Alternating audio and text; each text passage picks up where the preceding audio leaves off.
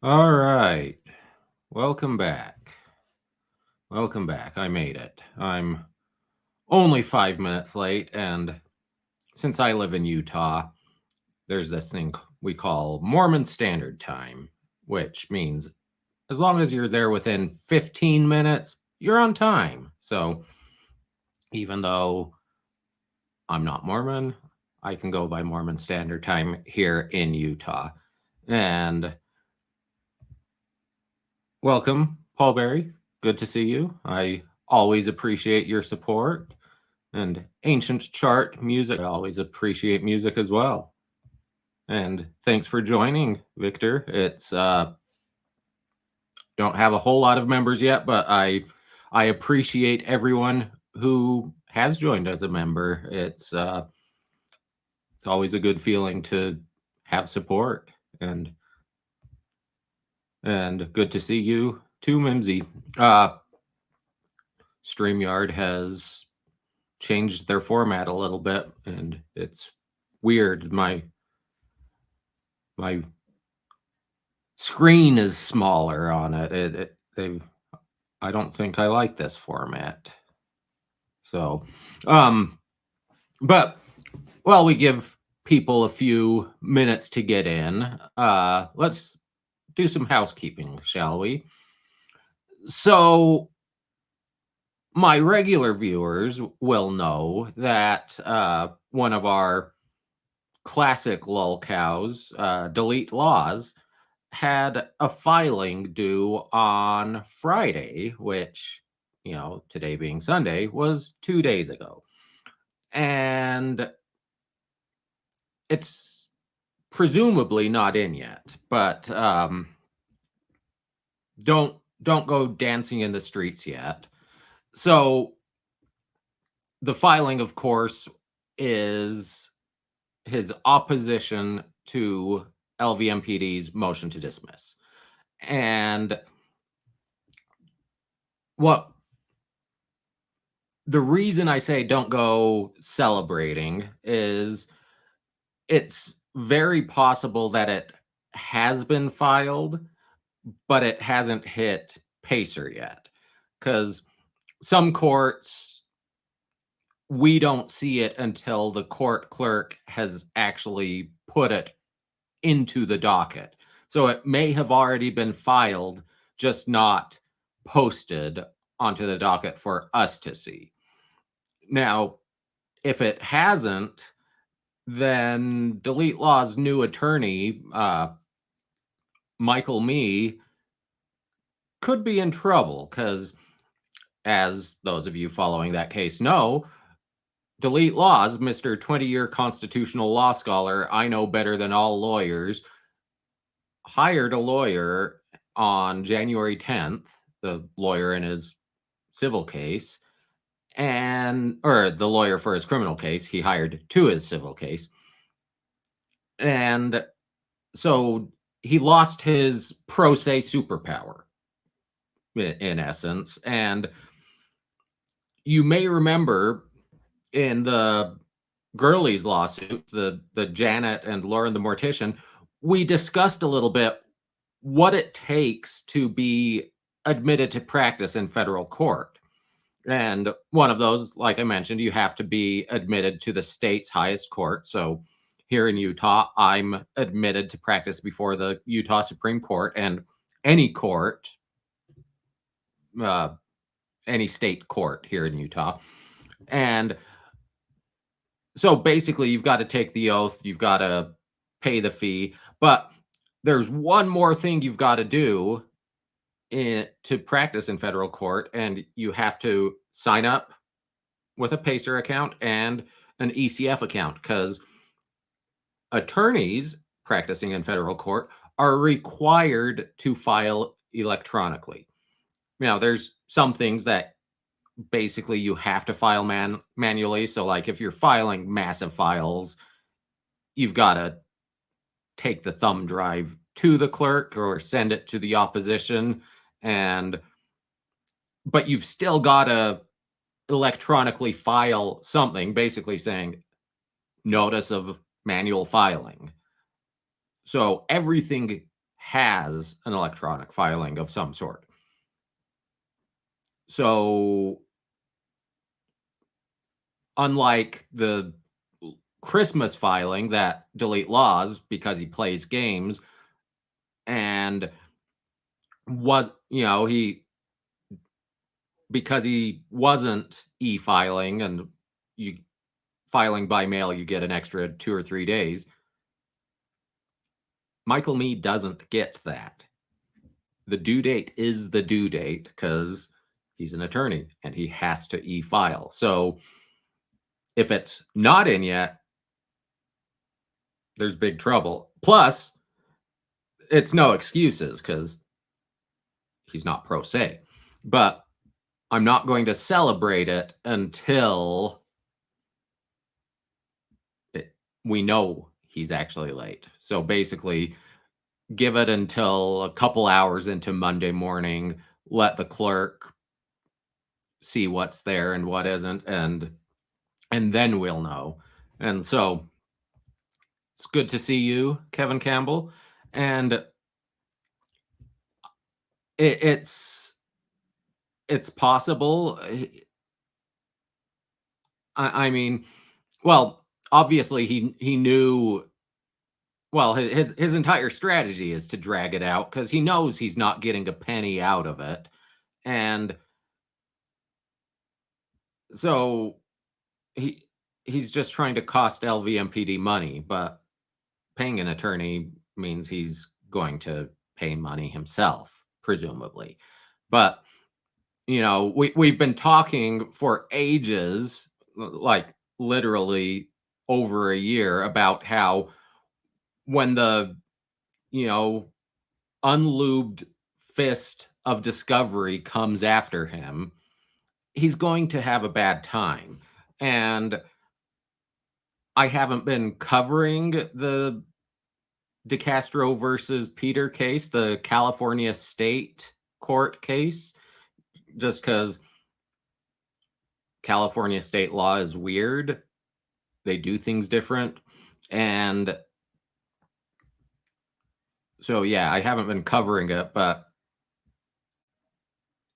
Delete Laws hasn't been participating in sanctions or in discovery. So Blue Bacon's attorney has moved for sanctions because Delete Laws thinks he's exempt from discovery, which we all know he's not. So this could be fun to watch it play out.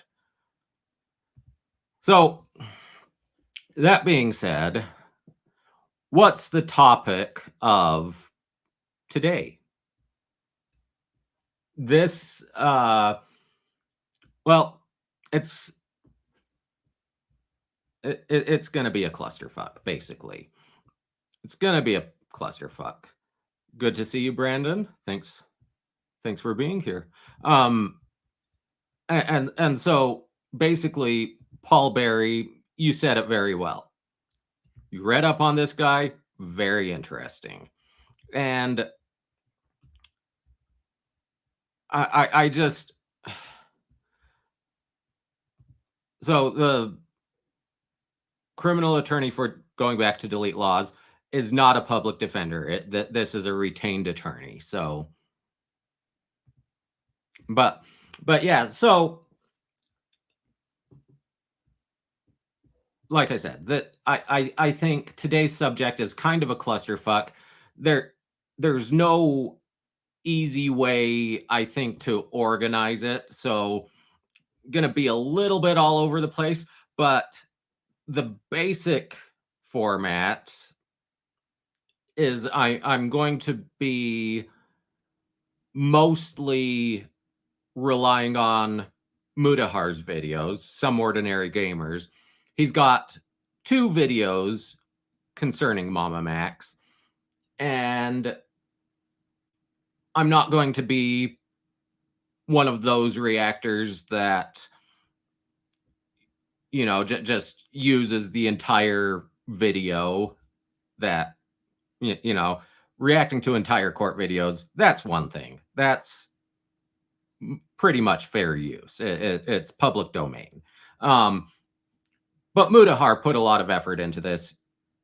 So it's not fair to react to the whole thing, and we'll be here for days if I even attempt to, because it's just under 2 hours worth of video between the two. So what I did, I've got, you can't read it, but I've got timestamps on my piece of paper here. I'm going to try to follow that agenda fairly closely. You know, skip around to the most relevant parts and go from there. So what is the case, you may be asking? No more burying the lead. So Mama Max is a YouTuber, and he portrays himself as a predator hunter, going after child predators. I know in my last live stream, I mentioned that for these creeps, I'm going to use the code name Aqualungs, because YouTube doesn't like the P word, and Aqualung is one of the best albums ever, and the character Aqualung in it is a P word. But that's going to get cumbersome real fast in this video, since that's the subject of this video. So I'm just going to use predator and creep and stuff.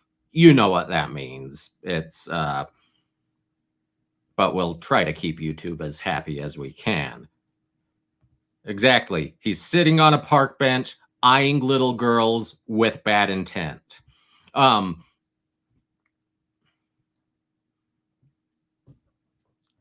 But yeah, so Mama Max does the predator hunter type videos. But as Dark Matter Blade 4000 so eloquently puts it, Mama Max is a complete fraud. And the fact he's so incompetent really shows how incredibly stupid he is. And it really pisses me off, because predators, creeps, people who victimize children are the scum of the earth. The worst of the worst. But to me, the predator hunters, while they're nowhere near as bad as the creeps themselves, they're just not good. I don't like what they do. Basically, I view them as they're chasing clout off of victimizing children. And I don't like that. And I'm pulling up a website that I forgot I needed in my plan, but as you can tell, I'm really good at multitasking. But the problem is, of course, that not only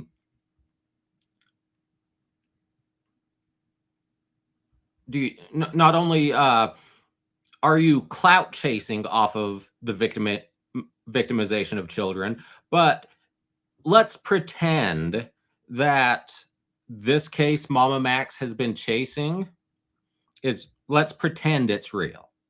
Just for the sake of argument, let's pretend it's real. There's a very good chance that Mama Max's clout chasing is going to allow this person to get off, because it's very possible that Mama Max has ruined the case. But we'll discuss that as we go on. So, okay, I've got the right website there. But yeah, I do not like it. Frankly, if I were prosecuting a case like this, I would want Mama Max strung up by its toenails for ruining the case. If I were the defense attorney on this case, I'd throw him a party. He made my job easier because every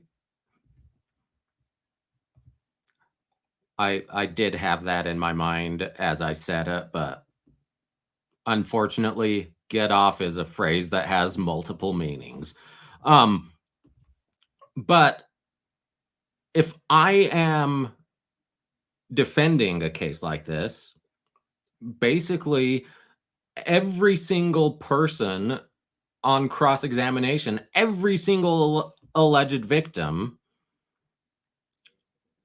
the first three questions I'm going to ask them are, have you spoken with Mama Max?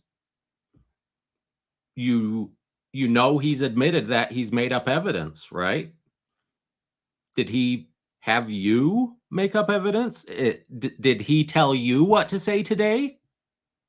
And you know that's going to play into the minds of the jury. And you know, we're not to it yet, but spoiler alert, he's admitted to making stuff up, and that's messed up. That's just not right. It's a problem. So that being said, let's jump into Mudahar's video. This first video, like I said, Mudahar, Some Ordinary Gamers. The video is Mama Max is a complete fraud. And I guess I should back up a little bit before we go to the video. So my regular viewers will be absolutely shocked to know that I didn't know who Mama Max was. Even though when this started, he had 700,000 or 800,000 subs. He's down to like 600,000 now because he's been hemorrhaging them faster than the Illuminati was. But you know, my regular viewers know that for the first 15 years of YouTube, it was a music delivery system. So I never got into the Mama Maxes, and no, I wouldn't watch those kinds of videos anyway. But for the last little while, he has been building a case against an alleged vampire werewolf sex cult that targets children. And he's been supposedly gathering evidence, but it's too big a case for him. Even though he's built the platform, he wanted someone else to be the one to break the story, to do the videos, to be the target of the defamation lawsuit. And one of the people he was really pushing to do it was Mudahar, who they were friends. And Mudahar basically behind the scenes was saying, I need more information. I can't run with this until I'm certain, and I'm not certain yet. And Mama Max was also going after Charlie, Moist Critical. He was going after PewDiePie. You know, we'll see the screenshot. PewDiePie, you're a new dad, so you should go after creeps. And can't remember a music YouTuber, the Needle Drop, I think is the channel name. Can't remember the guy's name. Even though I said it, YouTube was a music delivery system. It wasn't a rap delivery system. But he was going after other people and trying to get them to cover it. And finally, in calls in the last week, basically, he admitted that a lot of it is made up. And that's what caused Mudahar to make this video. But, we're not here to react specifically to Mama Max and the allegations themselves. We're here to go after the legal aspects. And that's kind of a side quest off of this, basically. But we need a background in order to do that. And I should say, now that we're 20 minutes in, I should introduce myself. I'm Joe. I'm an attorney licensed to practice in Utah. Now, our drama is unfolding in Texas and Georgia and Ontario, Toronto, Canada. So, transnational potential litigation. It's a mess. And it amuses me. And yeah. So basically that's why I'm here. And that's it. It could be, I think it's he wanted someone else to basically pop the cherry to break the ice. But it could be, Charlie covers it first, it becomes a massive story, and then Mama Max has additional clout to get more viewers. And yeah. And basically, yeah, everyone seems to have covered it. But I think one lawyer has covered it, but they were simping for Mama Max for some reason. I don't get it, but it's just it's a crazy situation. So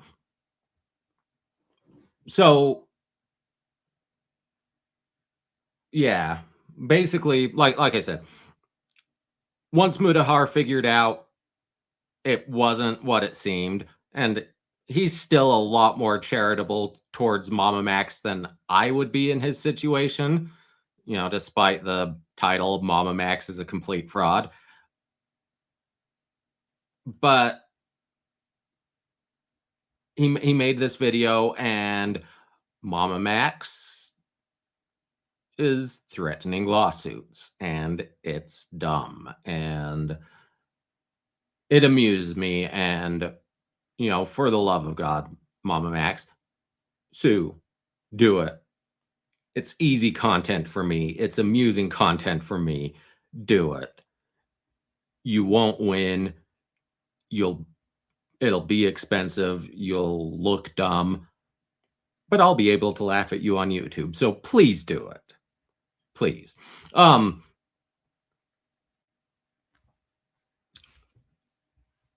Was going to say one more thing before we got started. Oh yeah.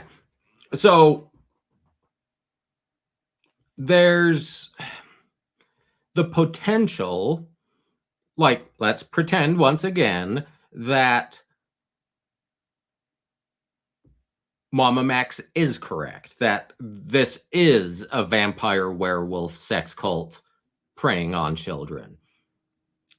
If it is, then the character Spencer, who we'll be introduced to in a few minutes, has admitted to basically being the recruiter, the Ghislaine Maxwell to this sex cult. She's on video admitting to it. Ghislaine Maxwell is serving a 20-year prison sentence in federal prison for it. And Spencer has potentially admitted to it on video, and that's why it's not very lawyerly of me to get on YouTube and yell, scream from the rooftops, the Fifth Amendment is your friend. Shut the fuck up. Saying, exercise your right to remain silent. People hear that, but they don't. So that's why I yell, shut the fuck up. Spencer could have used that advice. So with that, let's go to the video. Let's let Mudahar introduce us more succinctly to the issue at hand. And then once we're done with the introduction, we'll kind of start skipping through to the sections I need. I still recommend, I put it in my community tab saying to watch this first video, the Mama Max is a complete fraud video.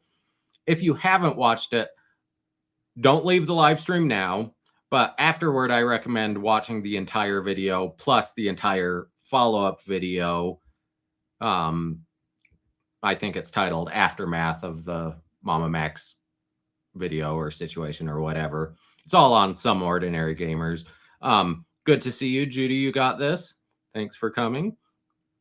And I don't think I said hello to you, Pat's Cats. So hello. But let's jump to the video. It was the most serious I might have made in my entire career on this platform. It's a video I don't want to make because it's personally so uncomfortable. It's a video about someone I and many in the community considered a friend. Today, I personally don't consider this person a friend. I consider them a liar, both professionally and on a personal level regarding very personal things. And let me know, were you able to hear that? Just making sure. And while I'm waiting for the chat to catch up to make sure that the audio is good. Hi, Neil Morrison. Good to see you. Same to you, Linux Sky. And like I said, I had, where was it?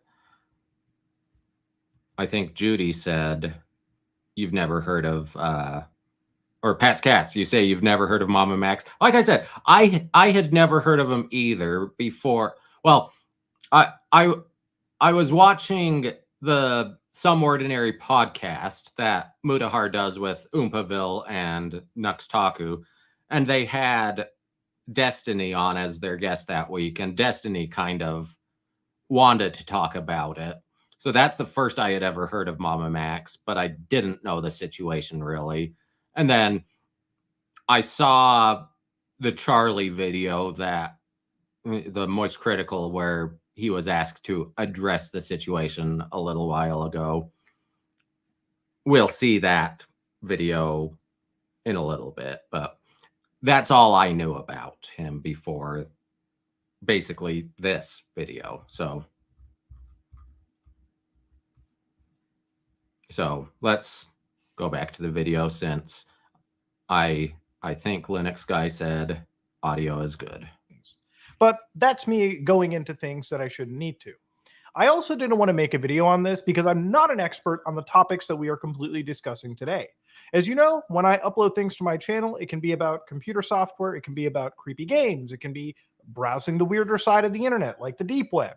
It can be looking at trending things. It could be a bunch of stuff, mostly lighthearted. And yes, I do occasionally dip into things that are very serious. But when it comes to situations regarding, situations regarding trafficking and whatnot, I am not an expert. That is something for the law enforcement, for lawyers, for professionals to appropriately handle. I don't even think YouTubers should be the ones that are running cases like this, because in a vast majority of cases, most of them aren't well equipped.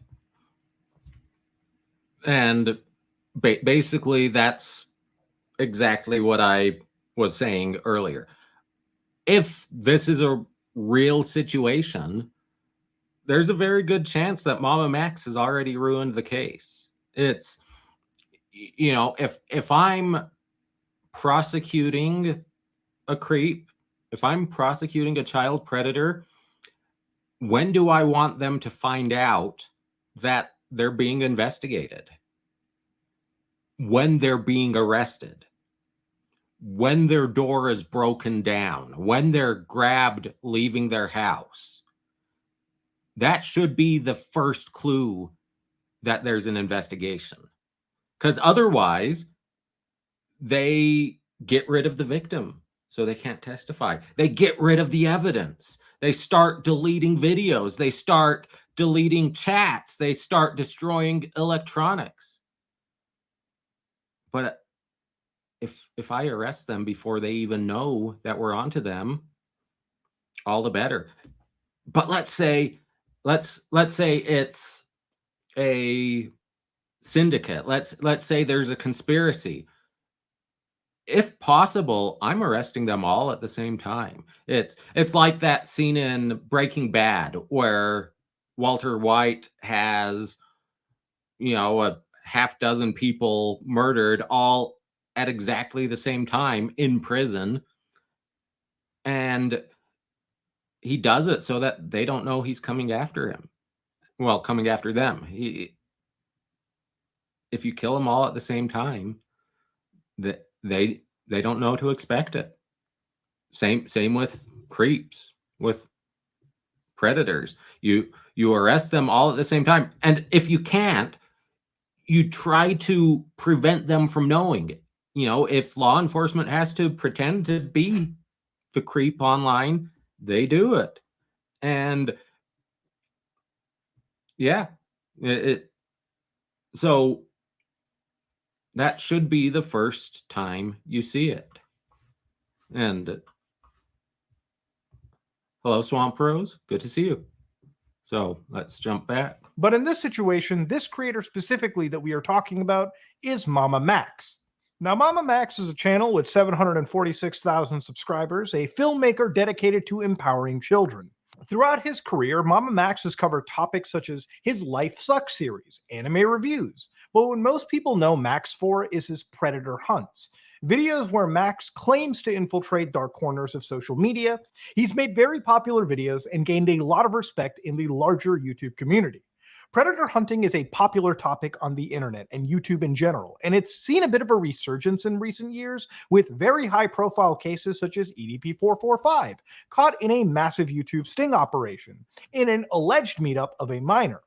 Nowadays, the predator poaching channels that exist are a dime a dozen, and a big fear of these channels that a lot of the community has is that in the grand majority, for clicks and revenue, basic investigative and evidentiary rules aren't met, and law enforcement in many cases is not even involved until well after the fact.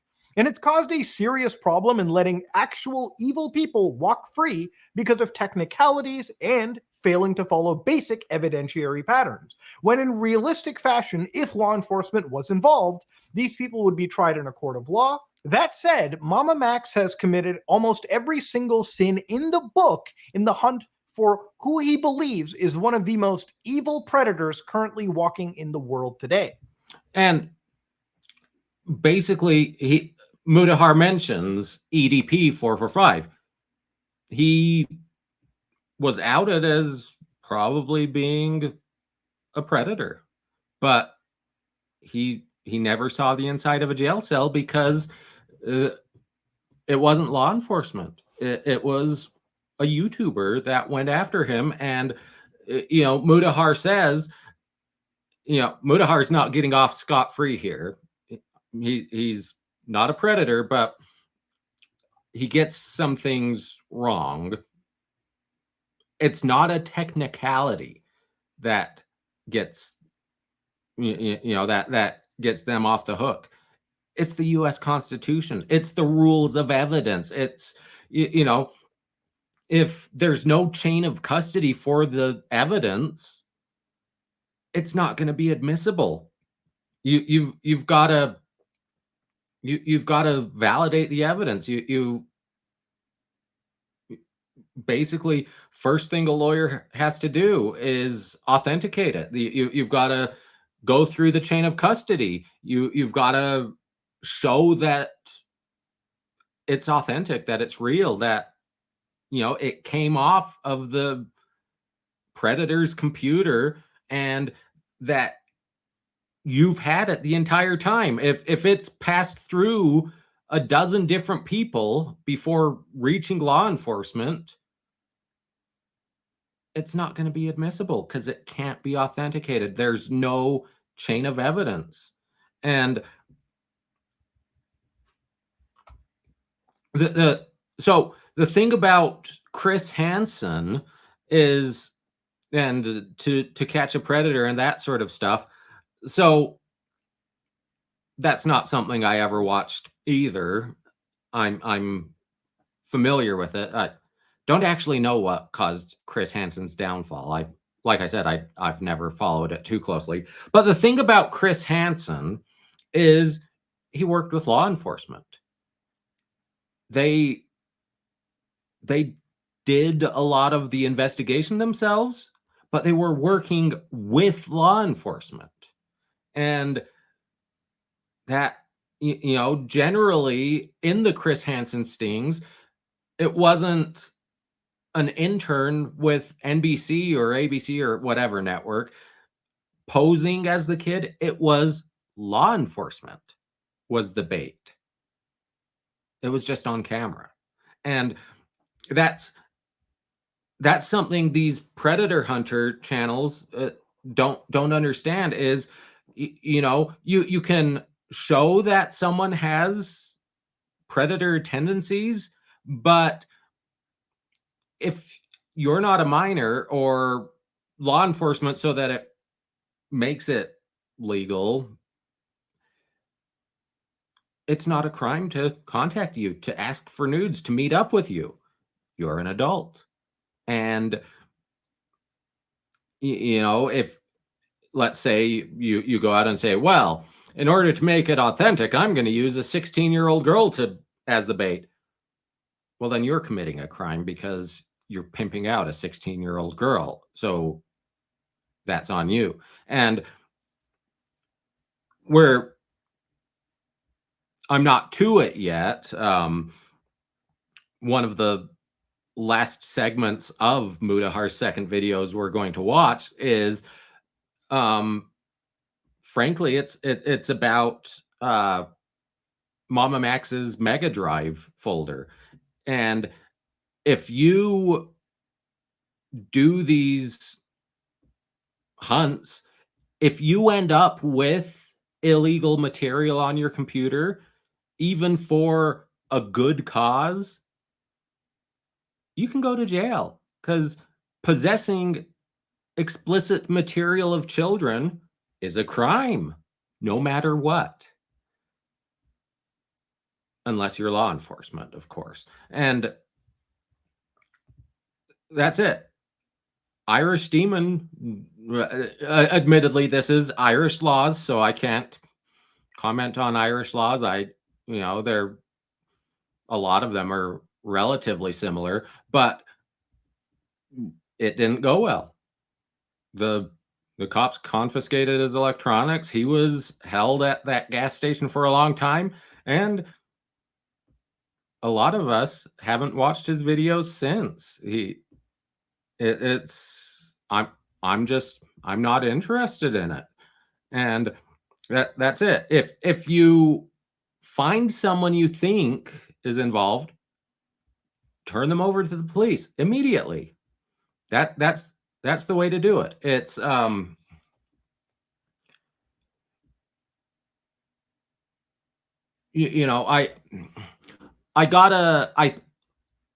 I think it was an email. It might have been a comment on a video. I think it was an email quite a while ago. And a lot of you are familiar with Cyrax. I haven't covered him at all, but he's a lol cow that a lot of my audience watches Masshole Troll Mafia, and they laugh at Cyrax all the time. And Kate from Masshole, basically catfished Cyrax as a 14-year-old girl, and Cyrax unsolicited sent her a dick pic, and it's like, ooh, Cyrax is a creep, Cyrax is a predator. And so this email I got was asking me, why has Cyrax not been arrested? And the reason is, at least with that, he didn't do anything illegal. Dick pics aren't illegal if they're between adults, and Kate's an adult. And so basically, you know, I'm not criticizing Kate. That wasn't a predator hunt. That was trolling. And you know what Cyrax allegedly did to Blind Billy, well, that would be a crime. But you know, I think Blind Billy's dead, and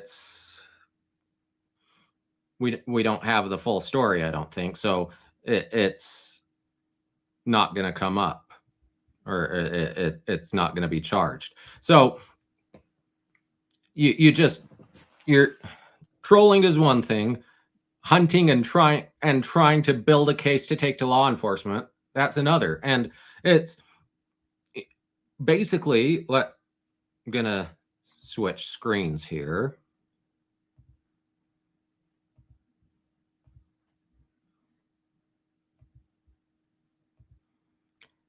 Oops, wrong one. That's for a different video that I'm not doing right now.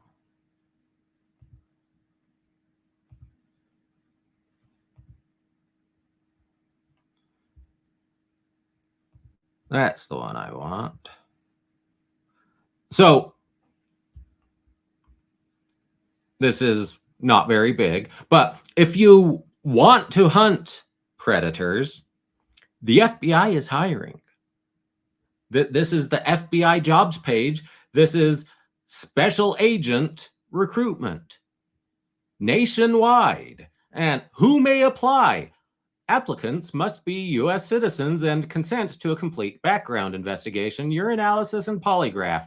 You may be suitable for federal employment as determined by a background investigation. Position: special agent.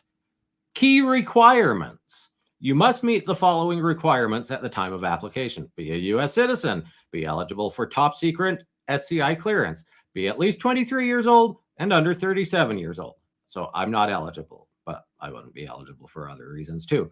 Have a bachelor's degree or higher from an accredited university, and have 2 years of full-time professional work experience. So if you want to hunt predators, apply to the FBI. Be a special agent. Now, you may think, well, I'm not Arnold Schwarzenegger. I'm not a macho man. I'm a dweeb. I sit behind a desk. Great. That's what most FBI agents are. You know, I've mentioned how I did my first law school internship at the U.S. Attorney's Office in the white collar division. So securities fraud, white collar crimes. The place was crawling with FBI agents because they were working with the U.S. attorneys. They were building the case for the U.S. attorneys to prosecute. Who were the FBI agents? Well, they were all in shape, obviously, but they weren't necessarily the bulky super commando FBI agents you see in the movies. They were all accountants. If you want to hunt predators, accounting might not be the best background, but you know what would be? Computer science, because you're digging through the web looking for nonsense, looking for illegal activity. You're trolling the dark web. So if you want to hunt predators, apply to the FBI. They are almost always hiring. And Paul Berry, I'm not even going to attempt. I didn't realize it was $607 75 pages. I thought it was 200 something pages. Not even gonna attempt that. You as you said in Discord, it would take me 2 weeks. Not gonna happen.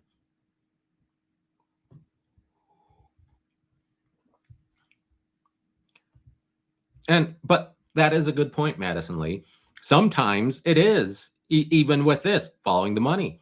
If you're running a werewolf vampire sex cult, there's going to be a money trail. So the accountants are going to go after him. The accountants will do it. So, and that's it, Madison Lee. Merb can be more succinct than I am.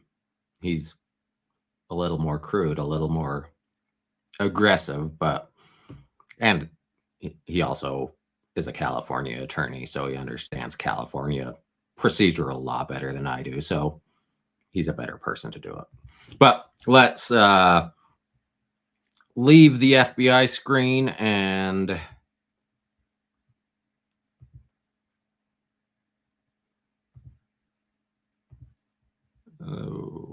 go to that one and keep going with the video. So why am I talking about him so negatively now? Because again, like I said, Max has recently made several videos, 3 in particular, making what I believe to be a mockery of these types of serious investigations. Max has covered a story he claims is peppered with human trafficking, cult worship, and brainwashing, and violent abuse, topics that are incredibly serious, and as I've said, I am not a key expert on. Topics where real victims exist and continue to exist on a daily basis. So let's get started. This is the story of how Mama Max has failed what he considers a very serious investigation, and a prime example of how YouTubers should not be involved with serious situations like this. So let's start off with the story. The story begins on October 3rd, 2023, where Max sends me a message on Discord. Hey Muda, I hope you've been well. I don't want to bother, but I thought you might appreciate a heads up about an upcoming project of mine. I'm on the verge of releasing a video for Halloween that is likely to generate significant drama. While it may be deemed controversial, the intent behind it is for charity. The video is designed to be a trap for reaction channels. Knowing your integrity and the quality of your content, I would hate for you to be caught off guard. At the same time, we would be honored if you would consider covering this in a thoughtful manner. To facilitate a deeper discussion, may I include you in a group chat with other influencers who are also considering covering this topic? If confidentiality is not an issue, I'd be more than happy to send you the video under a non-disclosure agreement. This will allow you to become familiar with the video's content before it goes public, enabling you to navigate any provocative elements we've included. Look forward to hearing from you, Max. Now, so that's one of the areas where Muda is not getting off the hook. So the NDA, non-disclosure agreement, basically don't sign an NDA. Like, even if you know it's not going to be valid, and frankly, this NDA isn't valid. But even if you know it's not going to be valid, don't sign it unless you intend to follow it. It's, of course, I don't think I've seen the actual NDA, but my understanding is it basically said you can't talk about the info on this Discord until we've made a video about it. And I think Mama Max actually made the video first, or at least the enigmatic Spencer did, a 5-hour live stream. So the NDA had probably expired anyway. But the NDA is the main thing they're threatening to sue Mudahar over. The problem is, so an NDA is a contract, and it's a very limited contract at that. States generally don't like NDAs a whole lot, but the thing is, since it's a contract, There, Paul Berry, I didn't even consider the NFL playoffs today. I'm a college football guy, so I'm barely aware of the NFL. But yeah, so since an NDA is a contract, what are the requirements for a contract? Well, number one, there has to be an agreement, a meeting of the minds. Number two, there has to be consideration on both sides. Now, Mama Max might argue that receiving the information, receiving access to the information was the consideration for Mudahar. But I don't know that that's the case, because it's for Mama Max's benefit that Mudahar would have access. So I don't know that, like, even if this were an area where an NDA would hold up, I don't know that there was consideration on both sides. And so I don't think it works. I'm happy to have anyone here, BB, late or not. But you know, and one thing about NDAs, so usually there's an employment contract involved for an NDA, and there's a lot of cases where they aren't valid. There are media NDAs, but once again, what's Mudahar's consideration? But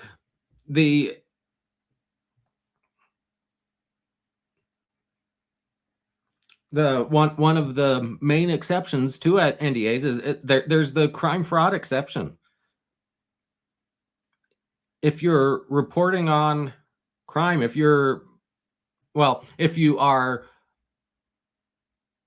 bringing a crime to the public knowledge, the NDA probably isn't going to be valid in generalities. You know, admittedly, I'm not a Texas lawyer. I'm not a Canadian lawyer. So it doesn't, either way, it doesn't work. But Mudahar still shouldn't have signed it. And I say signed it very loosely. You can sign things electronically. There are ways. I don't think this was a valid signing anyway. The way it's been portrayed, it's kind of enigmatic. I don't know exactly how they did it, but it wasn't, you know, what's Bruce Rivers, what's his main sponsor, the e-signature place. They didn't use that, and it wasn't good. But you know, Mudahar does bring up, he spoke with his lawyer. His lawyer said, yeah, it wasn't that there was no it wasn't notarized. I don't know Canadian law. In Canada, a notary might be required. In the US, a notary, you know, despite sovereign citizens' worship of the notary public, a notarization basically just means, yeah, it really was me signing it. They checked my ID. And, you know, Mudahar has all but admitted that it was him, but it still won't hold up. But just the same, Mama Max, please sue. It'll be endlessly amusing to me. So, but let's jump back in, because this is taking too long, as you know it would. Understand, initially I read this and said, I'm down to hop in, man. Good to hear from you. Hope everything is well. And again, Max says, it's good to hear from you as well, bro. I'll add you in a few moments. Hey, Muda, just wanted to know your current thoughts within the group chat. Now, if you notice the exact dates of these messages, you'll probably pick up that around this time in October, I was already busy with a massive investigation under our belt. In the following weeks from my response to Max, I would release a video on the completionist and further investigate that situation with a fellow YouTuber known as Carl Jobst. I was also in and out of the country for personal reasons, and I wasn't really able for anything else, as I wasn't really available for doing anything, as you can assume during this time. And I've watched all of Muda's and Carl's videos on the completionist saga. I didn't make any videos on that because that's just too much. I don't have all the information. Tax law, charity law, that I wasn't going to touch that. But as you can see, Muda was busy in October. I was mostly away from Discord, and if you really wanted to contact me, using Twitter to directly message me or calling me on my personal cell phone is usually the best tactic, which a lot of people in this scene, if you need to absolutely contact me, have. That said, I can't confirm what happened in the group chat Max invited me to, as I honestly don't remember checking it, nor which creators were in that specifically. So a few days after inviting me to this group, Max inquires and asks, Mudahar, it's been a bit since we've caught up, and I get that your plate is probably overflowing, but I wanted to touch base again. Sorry if our previous chats have been a bit heavy. These issues are really close to my heart, and that's exactly why we need to keep the conversation going. You've got a seriously powerful platform, and within your reach, we could really make some noise for the betterment of children's lives. Just a little bit of your time could go a long way. No pressure to dive into the subject, but if you could spare a couple of hours for an interview, I believe we could spark some real change. Is there a time that works for both of us to sit down and talk for an initial engagement? A few days later, Max says, I'm reaching out again because the voices of child survivors cannot be ignored. I've shared their stories with you because I believed in your capacity for empathy and action. Your silence so far has been disheartening, but I still remain hopeful. Please understand, we are determined to be heard and will continue to seek influencers who have the power to do something heroic. Watching the attached video and acknowledging their plight is all we are asking right now. I hope you will not let us down.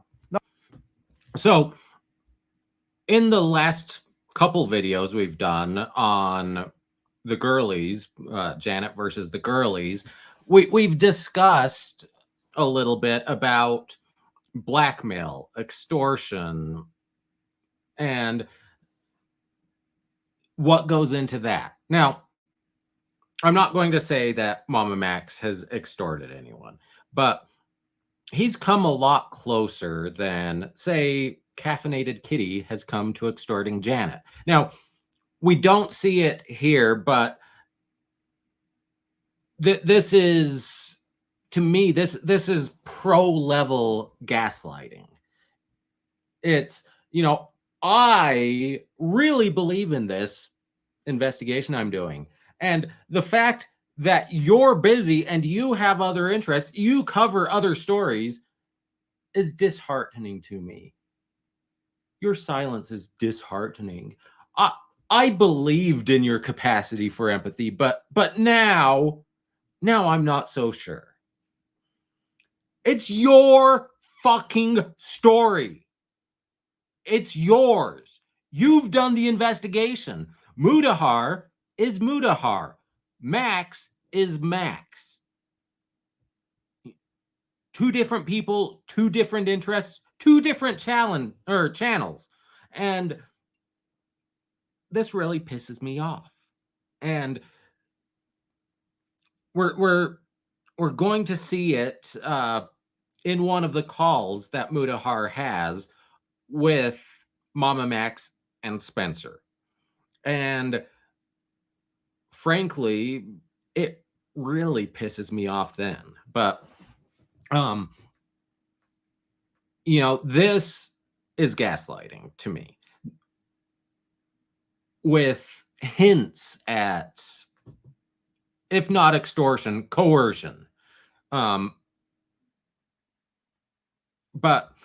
what we'll see with Charlie, Moist Critical, that gets closer. I'm not going to say it is extortion, but it gets closer. It's pretty disgusting. But let's continue. Now, obviously, the end of this, you can see that it becomes very apparent that Max is emotionally guilting me into speaking and promoting a topic that I haven't actually seen much concrete evidence on, nor do I know much about, because it doesn't publicly exist, at least the evidence as far as today, and also because I'm working on another video for my channel as well, a very serious investigation that I have to be 100% on. Max sends me more videos that have since been privated, originally unlisted, and these videos, according to the time frame sent, I didn't see since, as you can imagine, I was preoccupied with my own investigation. The next video he sends me was originally titled, "This is the greatest cancellation of all time," @Penguin0, #WeAreReal. And that's half of the Charlie extortion or extortion-like videos. But we'll get to that. The title in the original play was a play on Charlie's content, in which his descriptions are always, "This is the greatest blank of all time."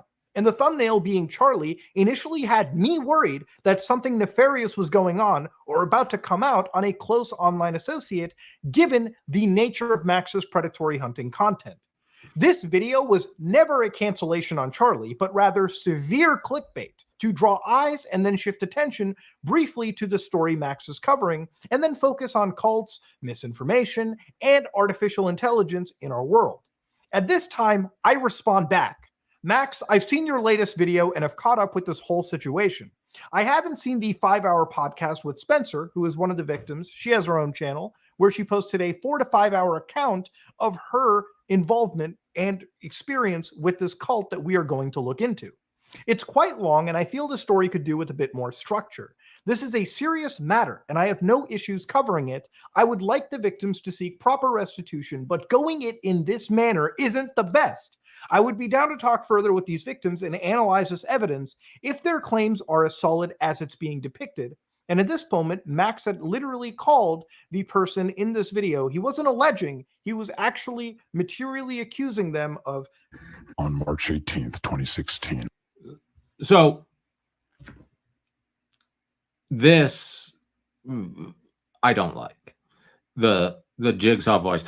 This is a serious situation. I don't have a voice changer, so but if you're trying to portray yourself as a serious journalist, if you're trying to do a serious expose, here in Utah, we've had Sundance going on. This voice isn't getting you into Sundance. And Mama Max wants to be a serious filmmaker. He wants to use his YouTube experience to become a serious filmmaker. This isn't serious. This is lolcow behavior. This is disgusting. Spencer, a 16-year-old girl from Wiley, Texas, mysteriously disappeared. Lured by the illusion of joining a supernatural family as a vampire on some random corner of the internet, she actually found herself ensnared in a dangerous cult led by a child predator posing as a werewolf god. The man had recruited hundreds of young children, subjecting them to sending CP, assault, and attempted trafficking. Almost 7 years later, Spencer and the other survivors shared their stories with me. And Mama Max says 7 years later, but apparently it was 4 years later. It just took Mama Max 3 years to get to it. He, once he gets to it, though, if Charlie doesn't do it immediately, if Charlie doesn't drop what he's doing and do the story because Mama Max tells him to, that's a problem. If Mudahar doesn't drop what he's doing and cover the story right now with no information, that's a problem. If PewDiePie doesn't put his newborn baby down and make the story right now because Mama Max thinks it's urgent, that's a problem. But Mama Max can wait 3 years before he does it. Mama Max can do it on his own time. But his own time determines everyone else's. And that pisses me off. And allegedly, I say allegedly, but I think it's been confirmed, and I think it was a Nicholas Diorio video. But Spencer was a high school classmate of Mama Max's sister, is my understanding. And Spencer is living with Mama Max. And Mama Max says he has a contractual obligation to Spencer to follow through with the story. I think is what it said. It might have been a contractual obligation to see that she's financially supported or something or other. What does that tell me? That tells me to be suspicious. That tells me, and especially since this wasn't shared with Mudahar and Charlie and PewDiePie and Joseph Rogan. We're not going to see that part of this video, but he called out Joe Rogan like that in the awful voice. And you know, if you're not telling them your personal connection with Spencer, that you've known her forever, that chips away at your credibility. It's not good. And it's, you know, it's possible that he's done copyright strikes. Mama Max has done copyright strikes. I don't know, because it seems all the videos are still up. It might be that he's attempted and YouTube is like, nah, bro, they're all good. But everything I've seen has been fair use, at least in my legal estimation. And if he's doing false copyright strikes, he'll have a problem. I'm not saying he has done any, because I don't know. I don't know. Just Linux guy asked how many false copyright strikes has he done so far. I don't know that he's done any. But if he has, it could kill his channel. YouTube's kind of sketchy on actually following through, but yeah, the best thing Mama Max can do is just take the L and move on. This video serves as their scream for action against their perpetrator.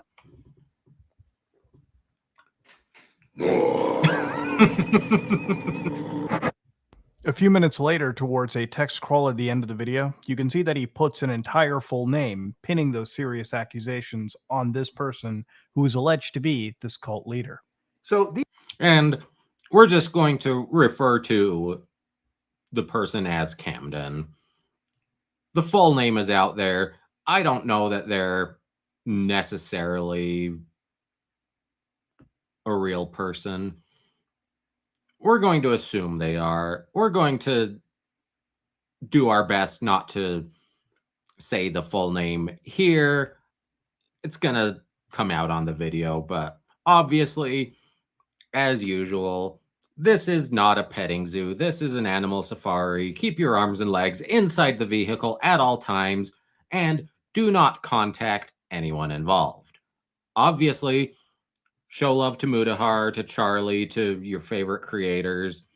You know, go watch Mudahar's videos on this, because, you know, he put a lot of work into them, and we're just scratching the surface of his videos. So obviously, go watch, give him the ad revenue.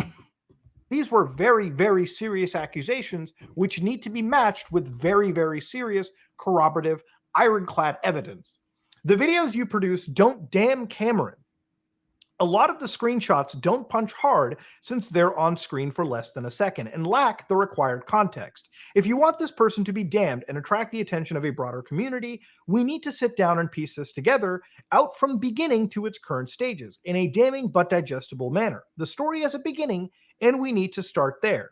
And that's where I'm going to leave these messages at, okay? Obviously, I communicated with Max privately about the situation, but as we are making this video now, it's evolved into an entire miasma of complete confusion for people jumping in. And if you're confused now, just wait until we dig in further. Now, it's understandable that the story actually belongs to Max. Max was... All right, we're going to stop it there for now. And next, we're going to fast forward a couple minutes, and we're going to look at some of the call outs to specific creators. And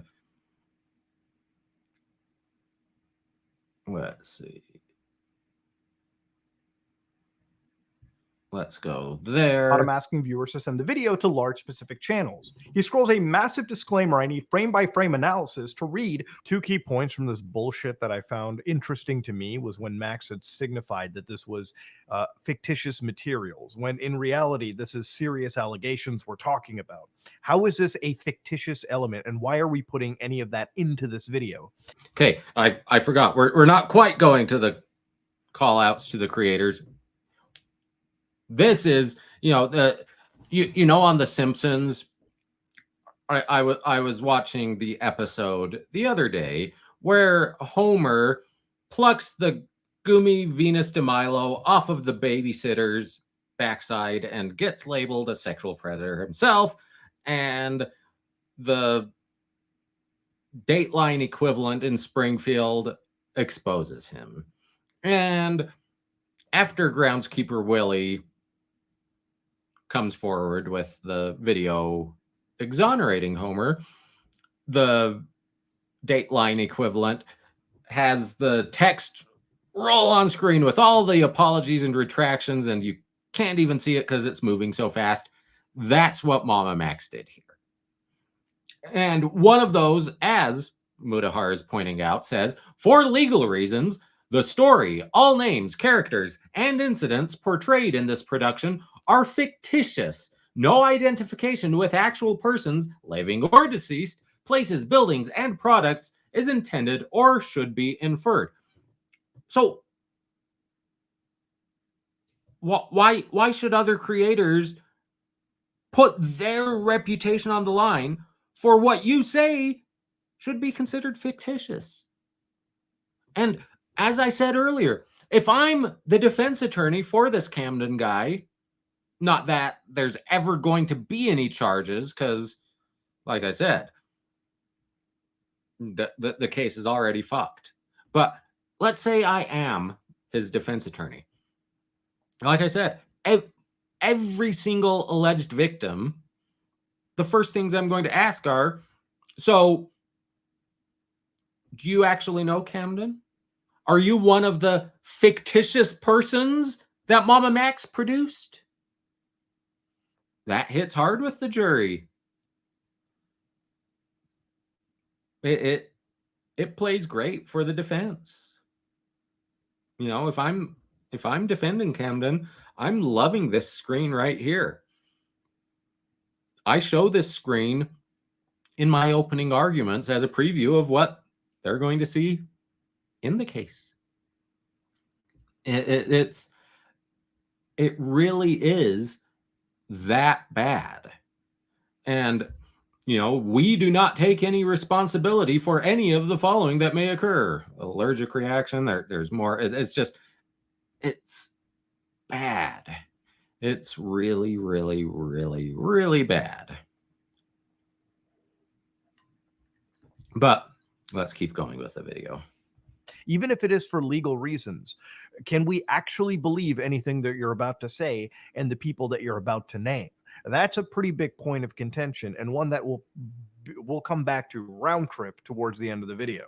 The other big part is when he starts pointing out that if influencers deny anything here in this, then they could be one of these following horrible things like internet predators, like human traffickers, groomers, so on and so forth, which again is insane to... It's disgusting. It's disgusting. It's if you don't amplify my voice, you're a predator yourself. If you're not with me, you're against the children. It's this false dichotomy, and it's disgusting. Mama Max is not a good person. He makes me mad. That's just, ooh.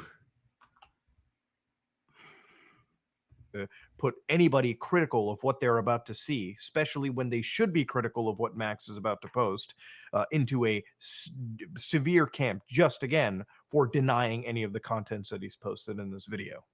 So anyways, he asks to send this video to their favorite influencer to test them on their character. He guides through a tutorial on using the YouTube frame-by-frame keyboard commands to prepare viewers for a game. And he asks a series of questions. If God appeared before you and told you to sacrifice a child, would you do it?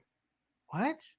Then he gives another long string of BS that I have to frame by frame analyze. Now you can read this for yourself by pausing the video or slowing down. I've slowed the footage down by around 70%. So to understand the actual stuff that he's talking about is humanity will end up destroying itself if we don't protect our children. Children should be taught self-sufficiency, and these are all noble things to say. He falls into a tangent about artificial intelligence and, again, misinformation. These are topics that come up throughout this entire series later. But again, this is part of where the video's artsy natures come into. So hopefully soon we'll be getting into talking about the actual allegations he will be making. What comes next is a video from a cult expert that Max has brought on. And then it dives right into the first serious allegation and key part of this story. On March 18th, 2016, Spencer, a 16-year-old girl from Wiley, Texas, mysteriously disappeared.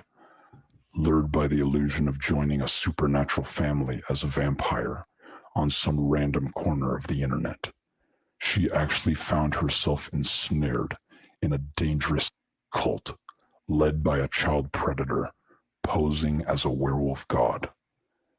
The man had recruited hundreds of young children, subjecting them to sending CP, assault, and attempted trafficking. Almost 7 years later, Spencer and the other survivors shared their stories with me.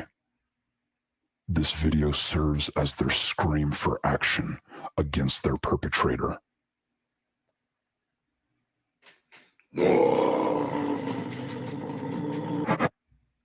And that's just hilarious. But it's not evidence. It's like, wow, you found some cringe kid on the internet with fangs in his mouth roaring. That's not evidence of a sex cult. That's evidence that teens are cringe. And you know, if this is the alleged Camden dude, you know, Spencer was 16 at the time. Camden was 18. He's a cringe 18-year-old. That's all this shows.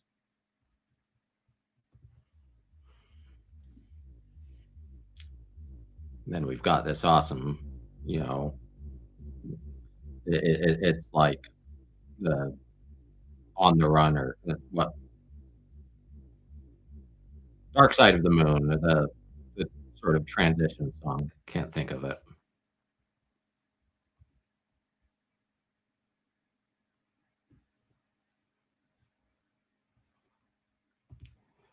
Oh, that's annoying. That's really annoying, that buffering. And that's it, Judy. You know, I'm young enough that the internet was a thing when I was a teenager, but like MySpace was the tail end of my teen years and I never had it. Facebook was my first social media, and I actually joined Facebook when you had to have a university email address. So it literally was limited to university students. And even then, I never posted on it. I never used it for the first year and a half. I didn't use it until I moved to England for grad school. And then it kind of actually did become important for socializing and stuff. But, you know, I was 23, 24. So it wasn't the preteen or even late teen cringe. It was mid-20s cringe. So that was good for me. But, you know, I literally never heard of the internet until late elementary school. Only one person I knew had it. It wasn't until high school until it was really becoming ubiquitous. So, all right, let's see if we have any more buffering. Now, give yourself a second to breathe. These are very serious allegations. These type of allegations require absolute concrete proof and not a YouTube video, okay? This should be reviewed by lawyers, sent to police agencies. This is serious stuff. And so when we get to this, who is Max claiming to target? He talks about Camden. Now here, Max gives full names, plays loud music, and again, I have to frame by frame analyze, which for a serious topic like this, please stop the theatrics. Present this with the respect it deserves. There's a possibility that he will use anonymous accounts on various internet forums to spread rumors or false information about the victim or filmmakers. So basically, right there, Mama Max saying, well, you know, you've got to believe me. What I say is true. But, you know, he might use anonymous accounts. So you can't even verify them. But he'll spread rumors and false information and, you know, about me. So you've got to believe me. But anything bad you hear about me, well, that's just him trying to clear his name. You've got to clear, you know, you only believe me. Only believe me. Anything bad you hear about me, that's just him. That's just him. And that's I don't even know how to classify that other than it's cult leader mentality. It's us or them. And you know, I mentioned at the start of the stream, you know, I wasn't late because here in Utah we have Mormon Standard Time. Well, here in Utah, you know, Mormon Church, we are the only true church. We are the Word of God. Everyone else, they're imposters. And I realize most churches say something to that effect. So, you know, this isn't just a criticism of the Mormon Church, but it's something you know, all through my childhood, it's what I heard. And it's that reinforcing we are the authority. Anyone who criticizes us, it's because they're intimidated by our authority. And Calico Bell, thank you. Calico says, I work in policy around SESTA/FOSTA, and Mama Max has given so much bad info on trafficking. Sex cults are minor compared to agriculture and migrant labor. True. It's sex cults and sex trafficking that gets the headlines, but you know, picking tomatoes is big business, and if you can get what equates to slave labor, all the better. It's, you know, it's not just in the US. You look at Qatar in the Middle East. They hosted the World Cup and they basically there's allegations that all those stadiums were essentially built by slave labor, that, they imported workers from China and, East Asia, and, basically they imported them, took their passport, and held them as slaves to build stadiums, is the allegations. And, that's what most trafficking looks like. There is sex trafficking, there is problems, but that there's a lot more of other stuff too. There's a big issue. And here in Utah, the Operation Underground Railroad, that in the alt-right circles, there was that movie, that Sound of Freedom, that came out last year, that was spread through churches. And it's like, Operation Underground Railroad, they, it's save the children, but the reality is, just like Mama Max, they didn't. It was a cult of personality for Tim Ballard, and they caused more damage than they helped. And, Tim Ballard is now facing other problems. Turns out he might have been the sex pest all along. But, and that's it, Linz. It's agricultural trafficking doesn't make a good headline. Who cares? And besides, they're all, they're brown people, so they don't matter.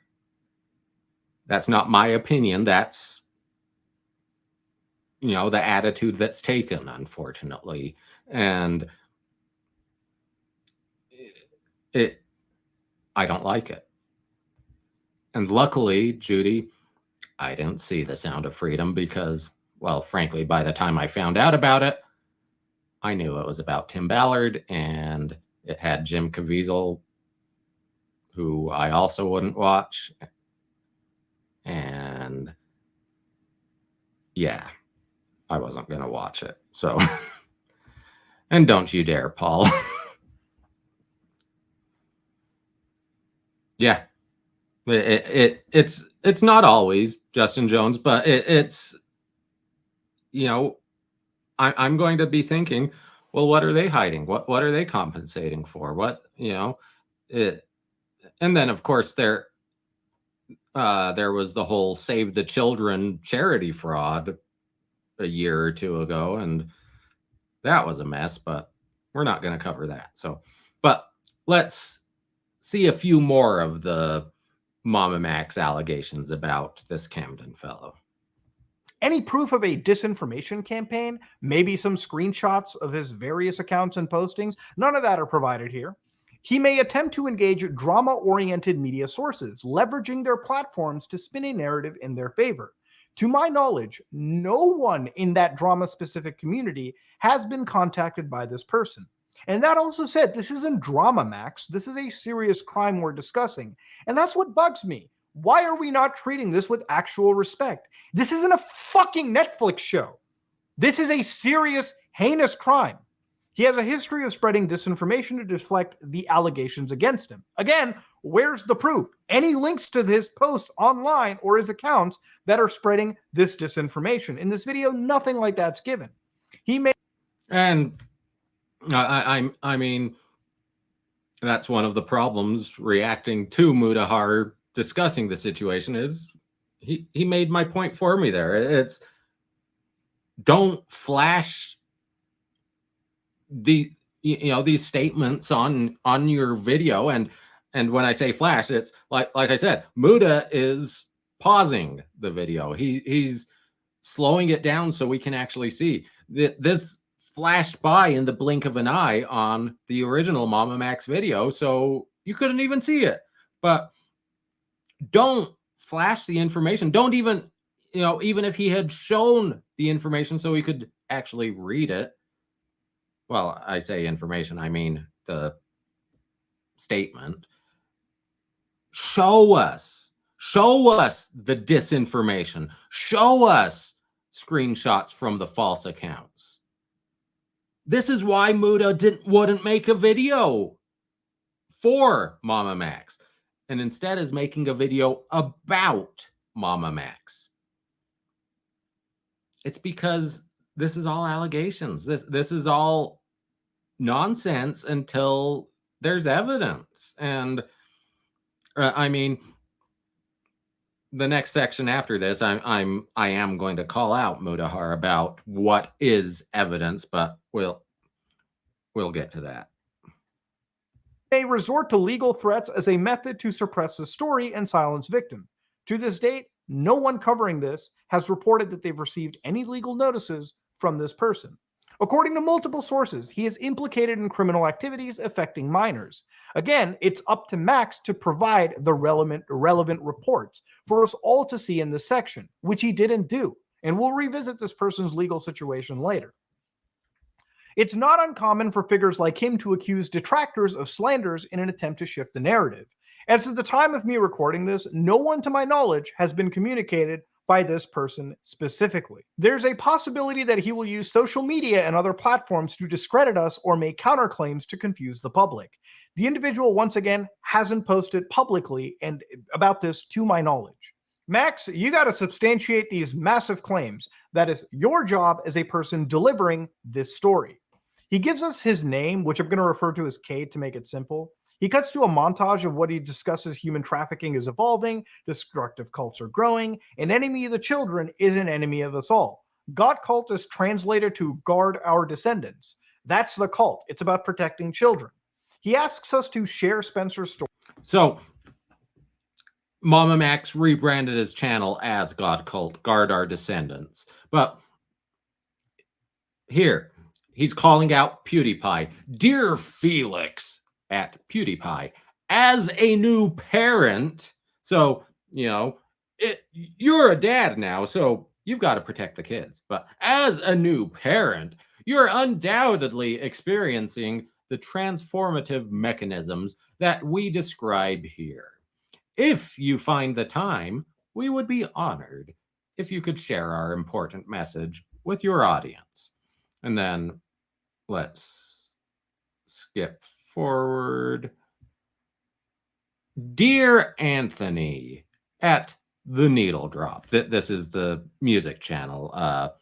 Anthony Fontana.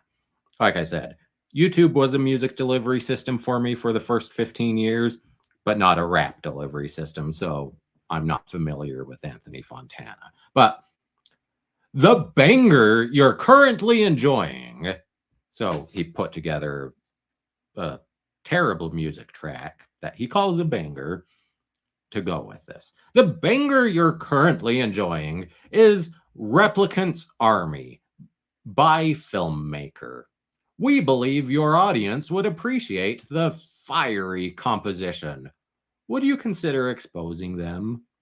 So, why would a music review channel be interested in covering a sex cult? It's outside their wheelhouse. It would be weird. It would be weird. Let's just leave it at that. But let's look at the next one. Oops. Oop, too far. Dear Jimmy, at Mr. Beast, your philanthropic endeavors and impactful use of your platform have been both inspiring and aspirational for us. I believe that your influence could serve as a powerful catalyst in the war I've been fighting uphill here on YouTube. We're not asking for your money, just your voice. And, you know, I'm not part of Mr. Beast's audience. You know, I'm not a kid. But, you know, Mr. Beast, it's like, yeah, I'm going to stop drilling water wells in Africa and start exposing sex pests. That's my brand. Wait, No, it's not. No, it's not. And that's a good point, Calico Bell. Using the term banger around a sex crime is a bad word choice. For the obvious reasons, banger is a bad word choice, but like, even if there weren't sexual connotations to that word, it's still poor taste. It's just poor taste. But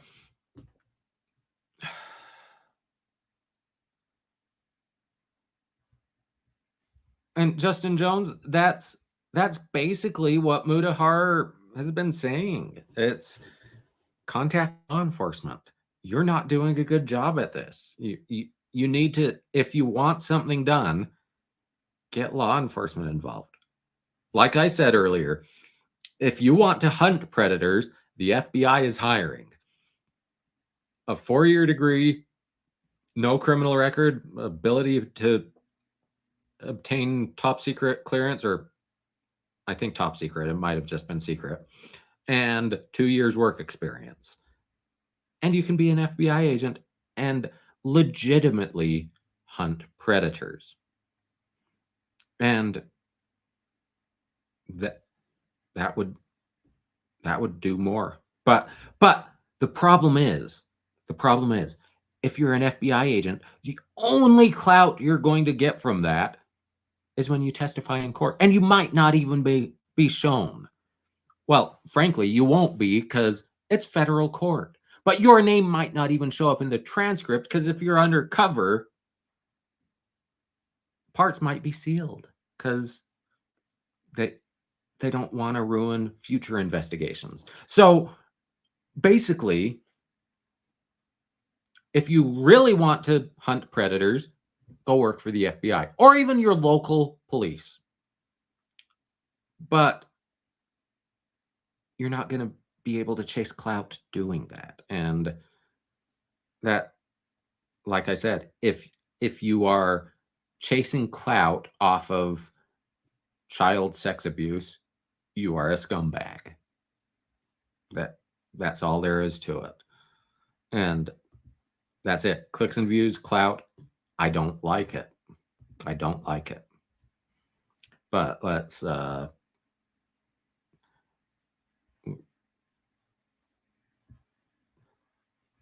we've got more Anthony Fontana. I guess we're not going to see the call out to Joe Rogan, but next up, 2638 approximately. And this is one of the areas where I'm going to call out Mudahar a little bit. We'll go there.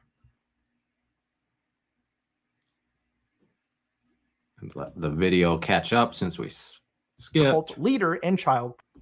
She posts a 5-hour video of her interview and testimony on the situation, which is great, and I'm glad she gets to speak her piece. But let's not ignore that serious allegations require very serious pieces of evidence to corroborate them. We cannot work off of testimony alone. And that's what everyone's been saying about the situation. Had Max provided evidence about this, then it would be all okay and gravy. And that would be fine. But in this situation, he hasn't done that. But so there's going to be a longer discussion about this. Like I said, we're kind of all over the place because we're following Muda's video, and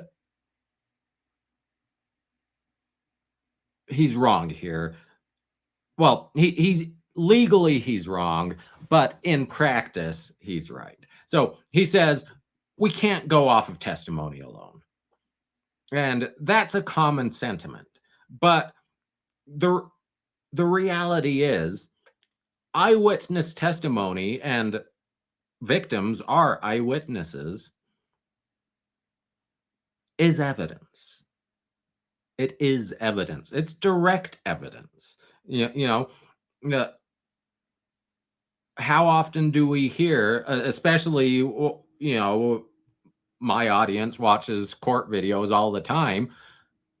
how often do we hear people in court after the highway patrol trooper pulled them over and and testified in court? Yeah, I clocked them going 90 and a 60 and pulled them over, wrote them a ticket. Here we are. And then the defendant gets up in court and says, so there's been no evidence presented. And it's like, the trooper testimony was the evidence. We don't need any more. That was the evidence. And we get into the once again, sovereign citizens talk about the corpus delicti, the body of the crime. And well, once again, it would be one thing if Camden came forward and said, so yeah, came forward to police and said, so I'm a child predator and I run a vampire sex cult. And there's no evidence, there's no physical evidence, there's no corroborating evidence. Well, there's no corpus delicti. You can't charge him, you can't convict him. It's not going to work. Same thing. If I go forward and I say, so yeah, I've murdered a dozen people, but there's no bodies, there's no evidence, there's no reports of anyone missing. The police are going to investigate it. Don't get me wrong. But if they can't find anything else, if they don't know who I've murdered, who the 12 people are, there's no corpus delicti. But here it's the uno reverse of that. Here it's the victims who have provided the testimony. So them saying, yeah, I've been victimized. So that is the corpus delicti. That is the corpus delicti. That is direct evidence. And, you can convict on circumstantial evidence. That's what Brian Kohberger is probably going to be convicted under, it's all circumstantial evidence. But you can be convicted on all direct evidence as well. And eyewitness testimony is direct evidence. But in practice, if this enigmatic Spencer and her fellow victims come forward and they're like, yeah, so this Camden dude, he sex trafficked us and we're victims, but there's no other evidence. No other evidence. A jury's going to have a hard time coming to a guilty verdict because, is there evidence? Do we have testimony from Spencer's parents? Yeah, she went missing for 3 years. We didn't know where she was. Are there contemporaneous police reports of her being missing? Mama Max showed a missing persons flyer, but did he make that? Well, remember, at the beginning, he said, you should consider all this fictional. You should consider all of this fictional. So did he make that? Photoshop is pretty easy. I'm terrible at it, but Mama Max, a talented filmmaker, did he make that in Photoshop? Is that newly produced? Or was that missing persons poster made at the time, 7 years ago, 8 years ago now? That would be corroborating evidence. And, it bolsters the eyewitness evidence, the testimonial evidence from the victims. So Mudahar legally is wrong saying you need more. But in practice, if I only have Spencer's testimony, that's probably not going to get me an indictment if I'm prosecuting that. It's just, it probably won't. It could, but it probably won't. Now, is it enough to open an investigation? Probably. That would probably be a good thing to start investigating. But if the investigators can't find anything else, and even worse, if they do find more, but Mama Max has destroyed the chain of custody, he's contaminated the evidence, Well, that's going to be a problem. And it could be a major problem for Mama Max, because could he be charged with evidence tampering? Maybe. That could be a problem. That could be a big problem for him. But let's move on and discuss Moist Critical Charlie. And we need about 28:30.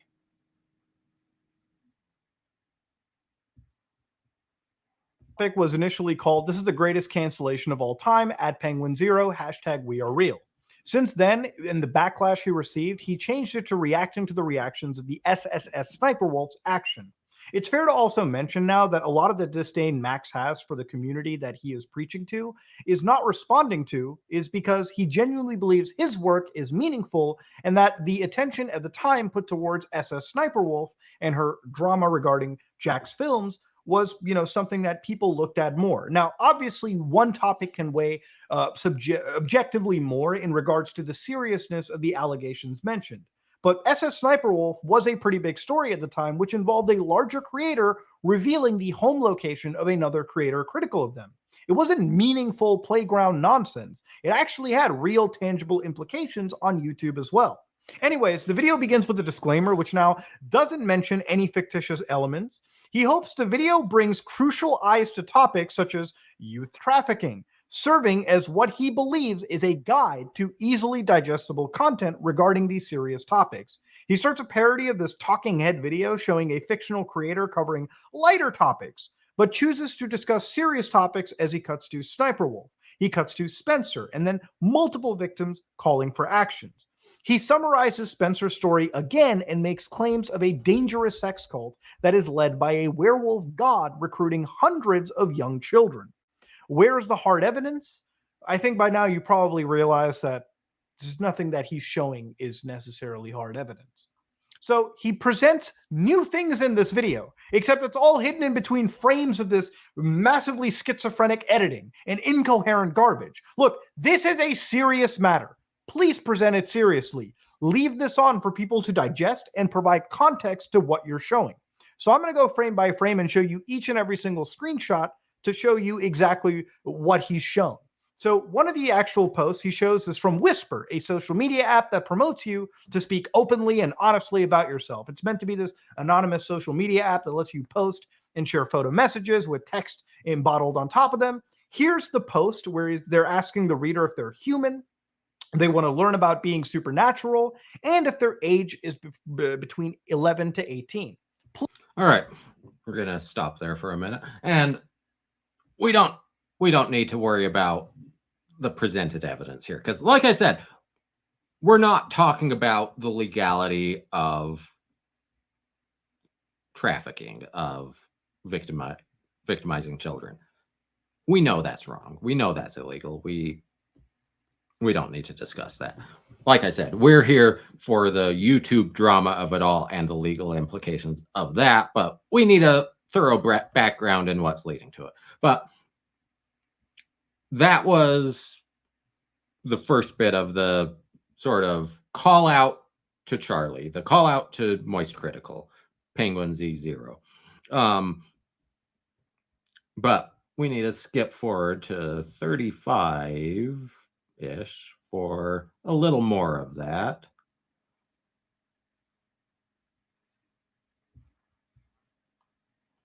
He just presents it as part of this flashy editing. The next screen grab is Charlie talking about Sniper Wolf, which I assume is a jab because he tried to get Charlie's attention, but Charlie wasn't having it. He was busy, had COVID at the time, and just didn't jump into this. Stop ignoring Mama Max. Yeah, so here, you want me to talk about it a little bit? That rubbed me the wrong way. We talked like a month ago about like what he was working on in his investigation. And then apparently when I had COVID, he messaged me a couple times and I never saw it. And now he's taken that as me ghosting him and ignoring his very important mission. And it really rubs me the wrong way. Instead of just he jumping to the most extreme possible explanation for me not seeing it, which is really fucking cringe. That did make me upset. There. Yeah, that really rubbed me the wrong way. I had COVID. I barely used Discord in the first place. It was a miracle I ever even saw his message to begin with. And then I spent 12 days not doing anything online in bed. And during that time, apparently it changed his whole framing of the video in order to make it like a Trojan horse of cancel critical because he didn't respond to my messages and ghosted me. So yeah, that did rub me the wrong way. Good intentions, but I did not like that. So then So I disagree with Charlie there. It wasn't good intentions. It once again, it's clout chasing. It's I have this story I want told, therefore you must tell it now. And if you don't do it, you're a criminal yourself. You are in support of the creeps, the predators. You might even be one yourself. And you know that basically what this was is, you know, he made his video. If you're not with us, you're against us. If you don't make the video that I want you to, when I want you to, even though I sat on it for 3 years, you're part of the problem. Even if you have COVID and you're sick in bed, you better make that video now. Otherwise, since I called you out and I did the call to action, you know, my audience, I told them to contact Charlie. I told them to have Charlie make a video on this. I told them to have Mudahar make a video on this, even though he's busy investigating Gerard the completionist. But I told my audience to go after them because they haven't made the video that I wanted them to make. So the audience goes out. They go to Charlie. Stop ignoring Mama Max. Do the damn story that he wants you to do and do it now because he wants you to do it. And like Charlie said, rubbed him the wrong way. It's fuck you, Max. I'll do the story I want to do. If I don't want to cover trafficking, if I want to cover YouTube drama with Sniper Wolf, Doxing Jack's films, that's what I'll do. It's my channel, not yours. Your clout chasing, do it on your channel. I've built my 13 million subscriber channel. I'll cover what I damn well please on it. You've got a 700,000 subscriber channel. Do it on yours. That. Exactly. He sits on it for 3 years. But if you don't respond to me immediately and do what I say, I'm going to make allegations about you. I'm going to send the mob after you. You need to do what I say. And how did that work out for you, Max? Not well. And hey, better late than never. It's good to have you here. And that's it. Charlie has a big enough platform. How are you going to bully him? I mean, you know, delete laws. You know, I'm gonna sue you because you reacted to Gunner's video of making fun of me. And it's like, yeah, that's not slander. That's not defamation. You're a child. And that's it. I didn't even consider the games. Who's winning?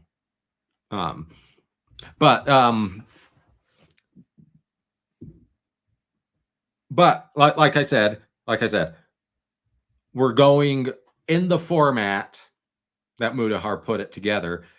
We're going to have to wait until video 2 to see, like, if it's serious, it might actually rise to the level of extortion.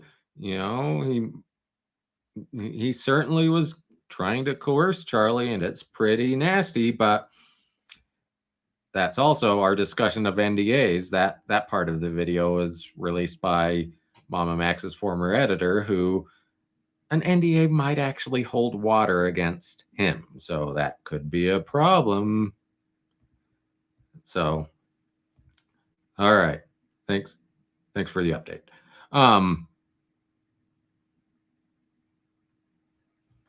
That's it. I mean, Charlie, you're going to have a hard time turning the public against him, but you try to turn YouTube against him. Charlie can phone YouTube up and say, so yeah, Charlie here, fuck off, and YouTube will say, how would you like us to take it? So, but next up, we're going to get to our shut the fuck up section. Like I said, too many people know about the Fifth Amendment, but don't exercise it. And one of those people is the enigmatic Spencer. So we need about 4333.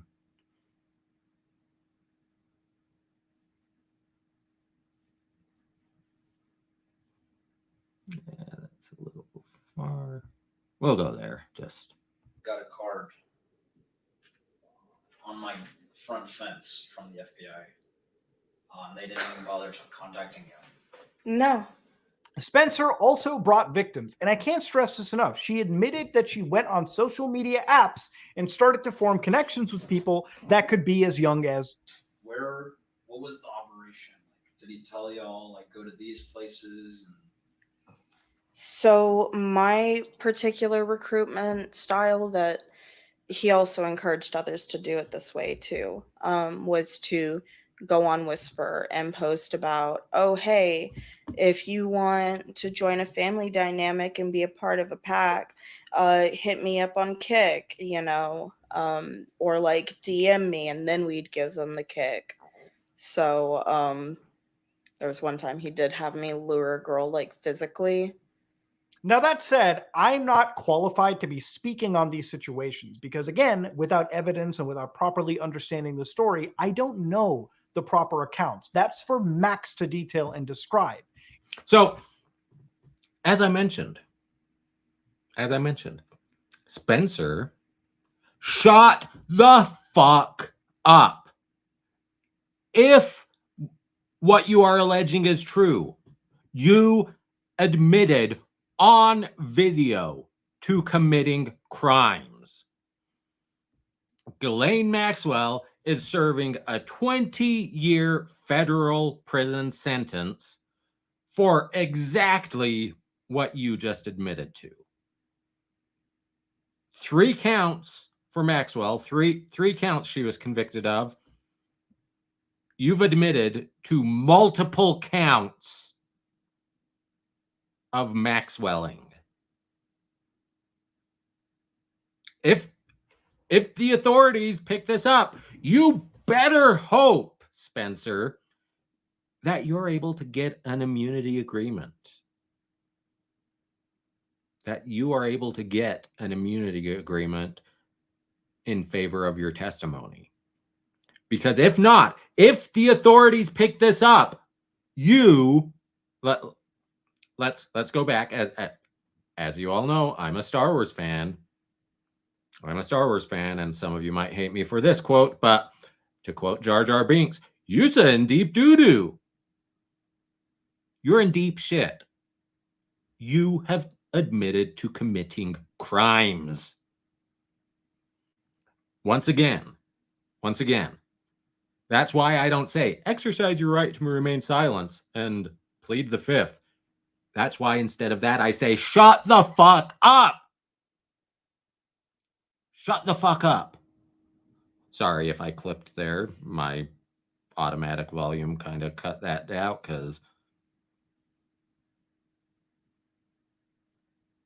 but that's what you need to do. That I don't give legal advice on this channel, but I will tell you, shut the fuck up. Don't stop self-snitching, to steal Bruce Rivers' catchphrase.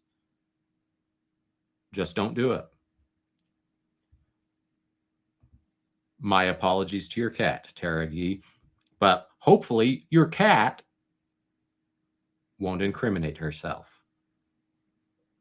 Hopefully your cat understands what the Fifth Amendment means. Or at least that section of this Fifth Amendment. There's more to it, but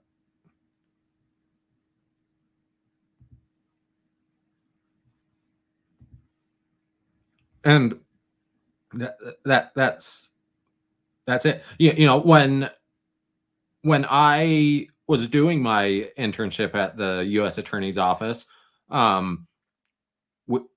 we had a victim witness coordinator, and she was amazing. Her name was Yvette Rodier. She was 5 years ahead of me in school, but we went to the same high school, and she was on a first date with Zach Snar up at the reservoir up the canyon here at I can't remember if it was Mountain Dell or Little Dell, and a piece of human waste wanted to know what it would feel like to kill someone, and so he did. They were up taking photographs on their first date of the moon reflecting off of the lake, and this piece of shit went and shot them. Killed Zach Snar. His mother has become an advocate. She spoke at my junior high assembly the year after. And Yvette survived. She crawled up the hillside to the road and managed to survive. And she went to law school, and she's a victim advocate. Amazing person. Amazing person. And you need that, because victims, you know, coming forward can be traumatizing. It testifying can be traumatizing. That's why, you know, some courthouses, they'll have a service dog to calm the witness down, because it can be traumatizing. It can be overwhelming. But in addition to that, you risk incriminating yourself if you know, if you've gone Patty Hearst, if you've recruited, if you've committed crimes, because you can be a victim and commit crimes yourself. And every courthouse, every police station should have access, because you know, there can be traumatic conversations happening at the police station, and it's, you know, courthouses do have bouncers, CP Barnes, but clearly the Vegas courthouse needed a better bouncer last month or earlier this month. But let's move a little forward. And so here we're going to listen to a few parts of the group chat phone. You know, it wasn't on the phone, but it was a group call between Mudahar, Mama Max, Spencer, and the other YouTuber I mentioned earlier, Nicholas Diorio. And this part also pisses me off. So we don't need to move too far forward, about 45:20. We'll go there. That there were portions where he didn't even properly vet and timeline all of the evidence. I guess the challenge for me with showing the evidence is I personally have not been walked through the evidence besides Spencer's. The survivors in the server, not all of them are as active as we would like them to be. Obviously, a lot of them have trauma. They talk about it, and that it's hard for them to actually just sit down and speak with me. But that's why I've been just asking the general public to please be patient. Like, there's a lot of things we need to wait for. I am just trying to get the word out that this is Camden Gerard Davis. This is what the accusations against him are. And it's also you can also, like, we are fine saying this is all alleged. Like, we are fine if But you can't just say it's alleged now. You've been calling No, him a 'cause pedophile. Yeah, 100%. Yeah. It's not. I'm fine doing it because I trust them. But Okay, but all I you wanted to said you do- didn't review most of the evidence besides Spencer, though. I reviewed the evidence. I just haven't had the context as to what it is pertaining to. So you looked at the evidence, but you don't understand. How Yeah, in the exact timeline, which has been why just one of many reasons why it's But you- been such a struggle to create the comprehensive timeline as, But- as I'm but- waiting on a lot of yeah, different things. But you see, that's why people are inflamed with you right now. It's because you just told me in this call that you didn't properly review every single victim, and now. And just from this one clip, you can. Okay, that's the first part of the call we need to discuss. And how dare you, Max? How dare you insinuate you're going to cancel other content creators? How dare you try to coerce them into covering a story that you don't even have a grasp of the facts yet? You admit on the call to Mudahar that despite you spending 3 months trying to get him to cover the story for you, and you don't even have a grasp of the facts yourself, and you tell him as much here. Do you just want Camden to sue Mudahar? Is that your goal? Because that would be the result. That would be the result.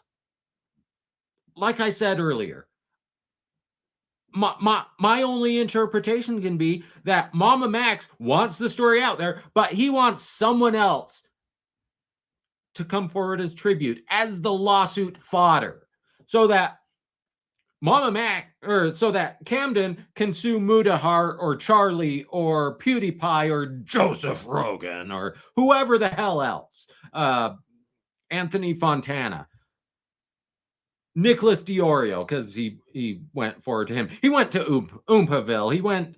I don't know who all he went to, but let Camden sue them, and then Mama Max can come forward and say, yeah, so this whole situation is going on, and this is what I think of it, and do a reaction to it. Was that the goal? Because that's a scumbag move. That's a scumbag move. And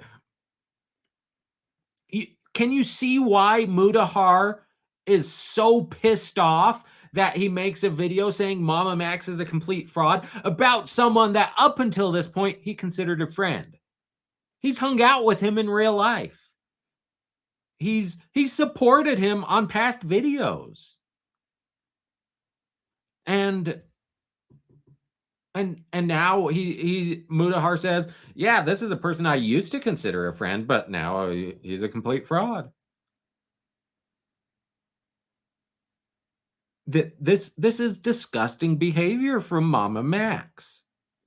And it gets even worse though, because let's get forward a little bit to the next section of the call, about 5540.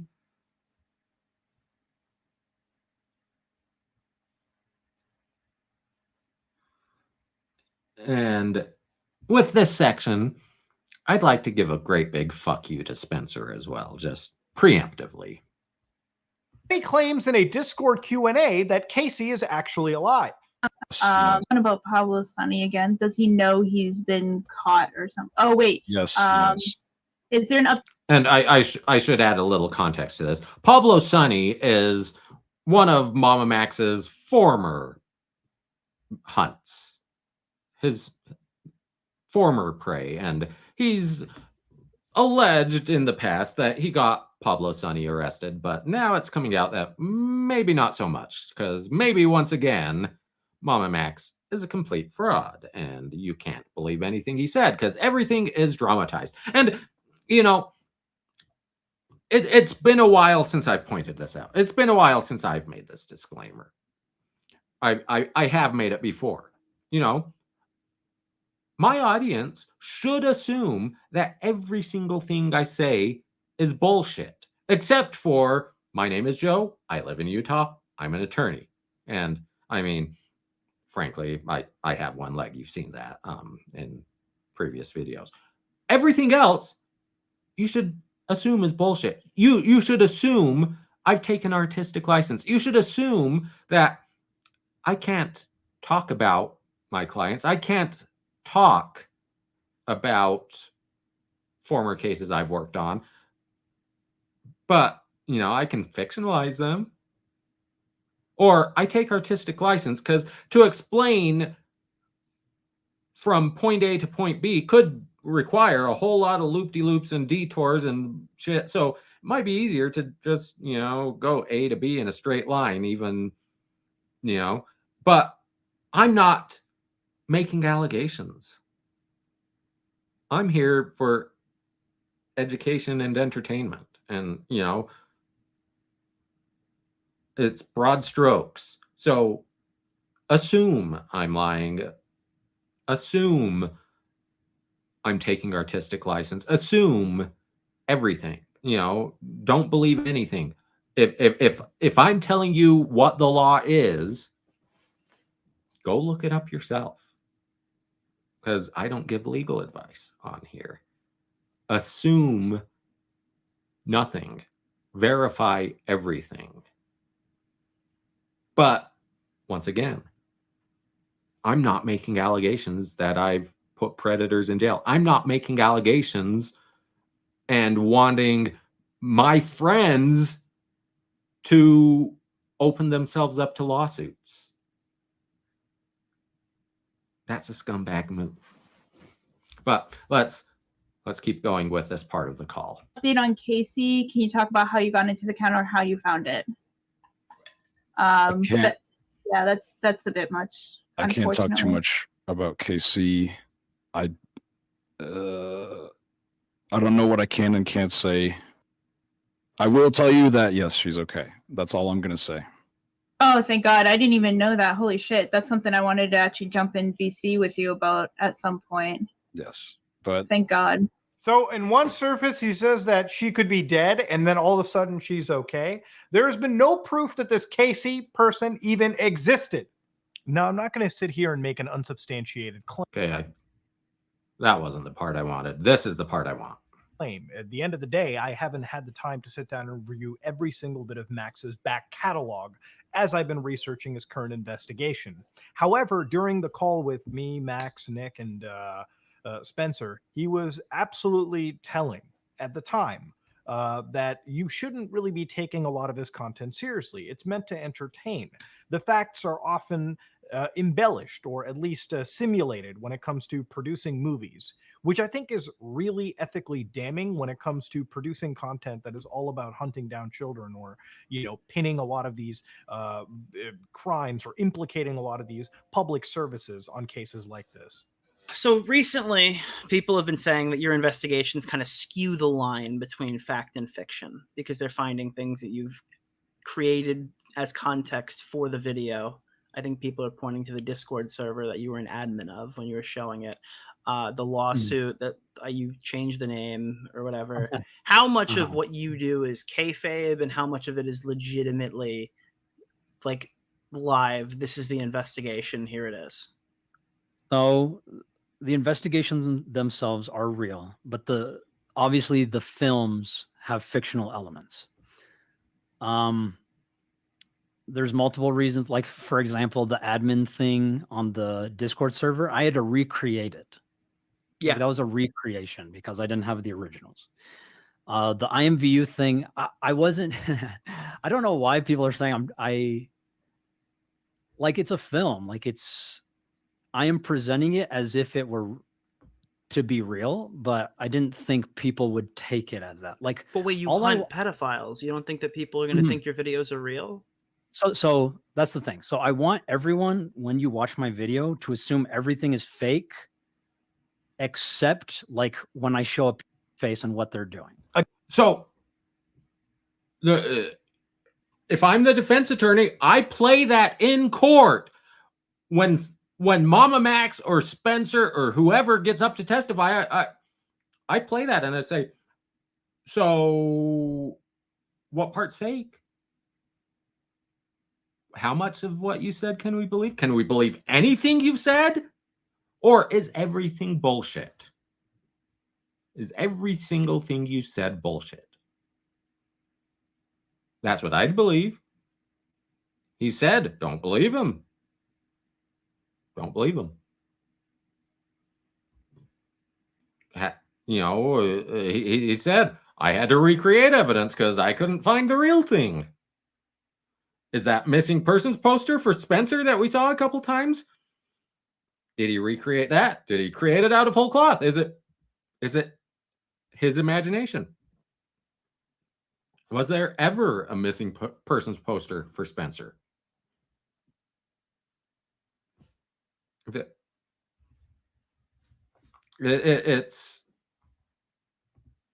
This isn't just reasonable doubt. This is conclusive doubt to me. I don't know what to put it. It's I don't know that this even passes preponderance standard. I don't know that this passes reasonable suspicion. I don't know that this gets indicted. I don't think this gets past a grand jury. I really don't. Well, it might, because the prosecution might not play it. But, frankly, they should. They might have an obligation to, but this is terrible. And yeah, the Always Sunny bird lawyer, he could defend this case. It's that bad. So, but it gets worse. It gets worse. To quote Law Talk with Mike. Again, why are we interspersing fact and fiction when it comes to incredibly serious stories like this? Look, I'm not here to say if Max is definitively faking his stuff or not. People definitely have their suspicions. But the thing about it is if you're admitting that you don't want people to think your content is real, how can you honestly take the responsibility to cover serious cases like this when you are admitting that, yes, my audience, if they watch my videos, I don't want them to think anything is real unless I show this person's face and make serious accusations. Look, either all of it is real because this is supposed to be an investigation. This is not some movie, okay? This is not some fictionalized media. Even media that does dramatic recreations is following facts, okay? If that's the content they're trying to produce, if the content they want to produce is making investigations where they are going after the darkest corners of the internet, people have a very reasonable expectation to believe it's real. So again, with Max's former content coming into question, that also shows you that maybe questioning everything that Max shares is probably the only way to go now. If the man is willing to fabricate some things for videos, and again, in a call that we had with Max, it very much is apparently the fact. If you lie about something, you lie about everything. At least that's what I hammer home on cross-examination. If I catch you in one lie, everything you say, I assume is a lie. And I'm going to convey that assumption to the jury. If you tell me you created one piece of evidence, you created all the evidence, unless there's an undisputed chain of custody.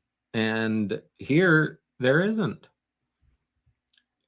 And that's it. At this point, it at best, it's based on a true story. At best, there is no true story here. At best, it's based on a true story. And based on a true story doesn't get you a conviction, because based on a true story is what we call historical fiction. It's, keyword there, fiction. And so if it's based on a true story, some fiction means everything is fiction, because you have to have all truth, because any fiction is reasonable doubt. Inspired by a true story. But that's still fiction. That's still fiction. It does not get convictions. I would hammer this home to the jury. And that's it. That's it. Lifetime movie of the week. Mama X wants to be a serious filmmaker. He wants to use his YouTube experience to get into serious filmmaking. So instead of coercing, we'll say coercing, not extorting, but it could rise to that level maybe, but instead of coercing fellow YouTubers into telling a story for you, just make the Lifetime movie of the week. Go out and pitch this to Hollywood.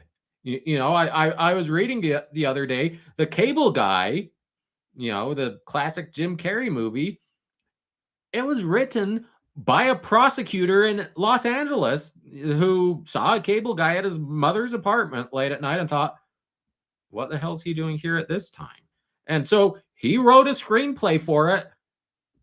He wasn't in Hollywood at all. He was a lawyer. He had a good idea. He wrote a screenplay, and there was a bidding war. You look at his IMDb page, it's the only thing on it. If you've got a good idea, Hollywood will take it. They might not let you produce it, but you know, that Hollywood might buy a story about a vampire werewolf sex cult. I mean, they bought Twilight, but do that. Chase your clout in Hollywood instead of coercing YouTubers to do your dirty work for you. Because that's gross. That's just gross. And I don't like it. Oh yeah, there's a lot of weird stuff out there, and I'm kind of glad I didn't live stream the Shabusiness trial. Corey Richens, I've avoided because, you know, as I've mentioned, until local cases get to trial, I generally don't cover them because I don't want to be conflicted out of them, because you never know what happens. You know, I might get hired by Ray Quinney Nebaker. You know, it's a massive, excellent law firm here in town, and, you know, one of the best local firms, and that's where Sky Lazaro works. I don't want to be conflicted out of working for them. I don't want to be conflicted out of the Summit County Prosecutor's Office. Not saying I'd work the case, but I don't want to be conflicted out of working for that office. Same, I've mentioned the dude that was extradited from Scotland to Utah. I don't want to be conflicted out of any of that stuff. So, you know, once it goes to trial, hey, great. So, like, I might live stream the Corey Richens trial, or this fraudster dude extradited from Scotland, or whatever, you know. And like I mentioned, the Ruby Frankie, the local stuff was all family law. I'm not touching that with a 10-foot pole. The criminal case was down in St. George, which, you know, I'm a Utah licensed attorney. That, you know, St. George is a long way away, but there's still the potential. But, you know, I felt comfortable covering that one at least. But yeah, you know, all of these are going to be Lifetime movies at some point. You know, the wine moms are going to eat it up. But we've got a boogie, because the family and pizza are going to be here before too much longer. So we need to get through this. He is not above, actually. So this is an interesting part of the situation. We actually know about the Pablo Sonny stuff at a closer heart. So I had a call with Max alongside Nicholas Diorio, Spencer, the victim, and of course him in a Discord call a couple days ago. And inside this call, he actually claims that he doesn't know if anybody has. So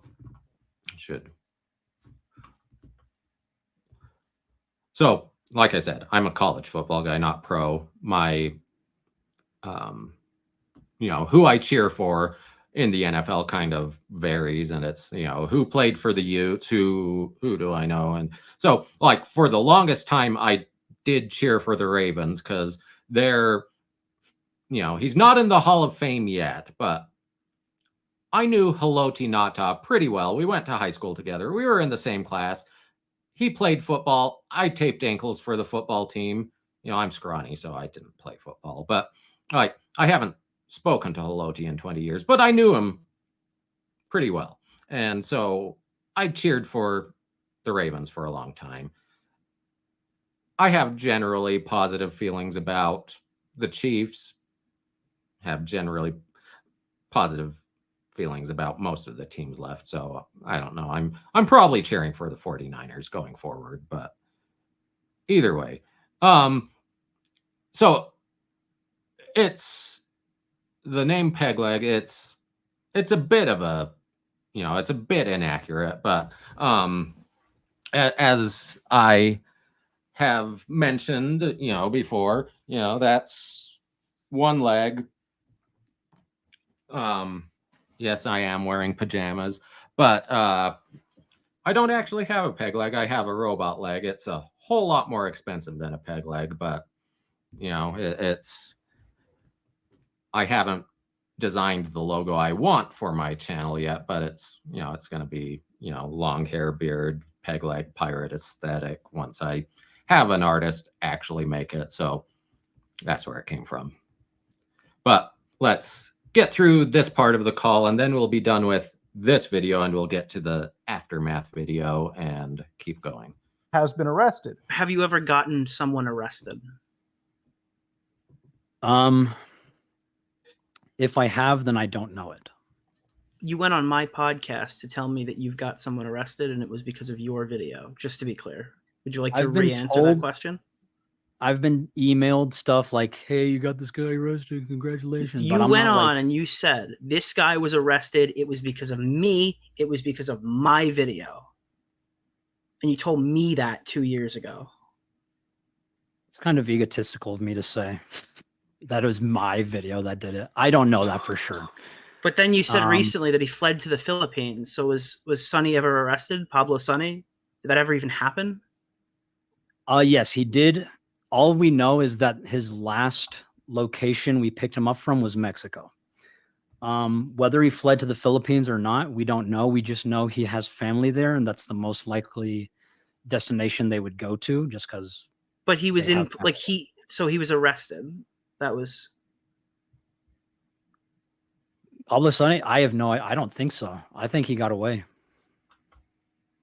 Dude, what the If he was fuck? if he was arrested, I have no idea. Why did you tell me he was arrested? You said Pablo Sonny was arrested and my video did it. Why did you lie to me on my show? So, is that Nicholas DiOrio publishing lies? I mean, Mama Max is the one that said it, but it was published by Nicholas DiOrio and not refuted by Nicholas DiOrio because he took him at his word. Is Mama Max's scumbaggery going to get Nicholas DiOrio in trouble? That's a bad look, Max. That's a bad look. It's a scumbag move. Do you have a clip of that? Yes. It's in something I've been send it. currently editing. Yeah, send it to me. Okay, give me 2 seconds. I think there's even a video on YouTube. Actually, can you just jump in the screen share? I'll just pull it over because somebody I've archived been it. here. Yeah. I guess I can hear stuff, but I can't see Perfect. anything. That's all you need because of the visual. Linux guy, we're going to discuss Chat GPT in just a minute. That's the actual last section in this video we'll discuss. Visual as a drawing.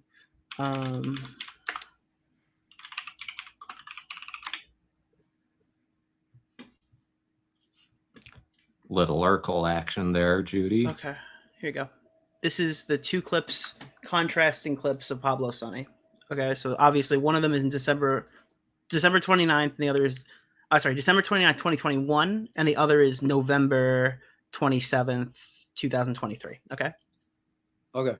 what is your primary goal? Is that then? There's no what's your other Well, I guess the question is like the next getting at is like, okay, so you want to enact this change. What do you hope is the eventual result of your video Okay. Agreed. of all of this? So I know there's people out there saying I'm doing it to self-serve. I just want my video back up. I don't give a shit if my video comes back up. It did what it needed to do. So that was in the video is currently in police custody. And it Was that as a result of your video, or was that Yes. prior to the video? Yes, it was because Okay. of the video. All The right. video was about IMVU and this one predator. I made it about him and him alone. IMVU is a game, right? You Yes. played the game and you exposed this guy. Yes.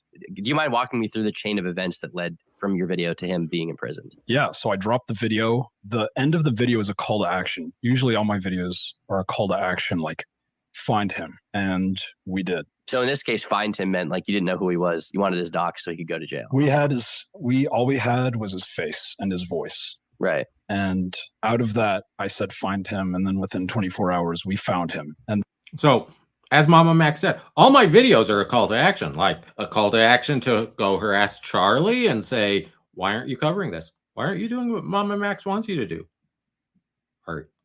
Are you in favor of the predators? Are you in favor of exploitation of children? Because if you don't do exactly what Mama Max wants you to on Mama Max's timeline, even though, Mama Max can wait 3 years. Uh-oh, I'm being invaded by children upstairs, but I apologize that there's going to be stomping. Let me send a text to say I'm still on here, so they need to not stomp.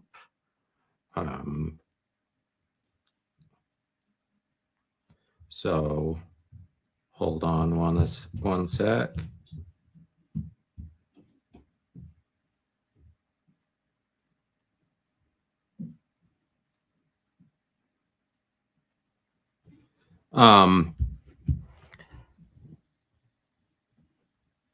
It's awesome most of the time, Pat's cats. When they're stomping upstairs, that's obnoxious. But yeah, this whole all my videos are a call to action. It's like I thought they were exposés.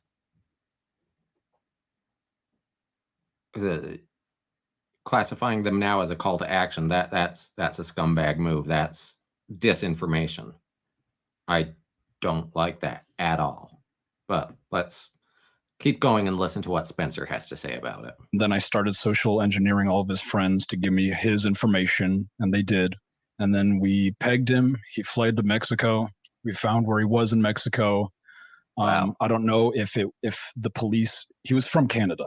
So I don't know if the police asked him to As come all back. terrible people are. Mhm. I don't know if the police asked him to come back or he went on his own volition. Nick said that knowing that Mudahar was on the call. Mudahar living in Toronto. So all terrible people are from Canada, Mudahar.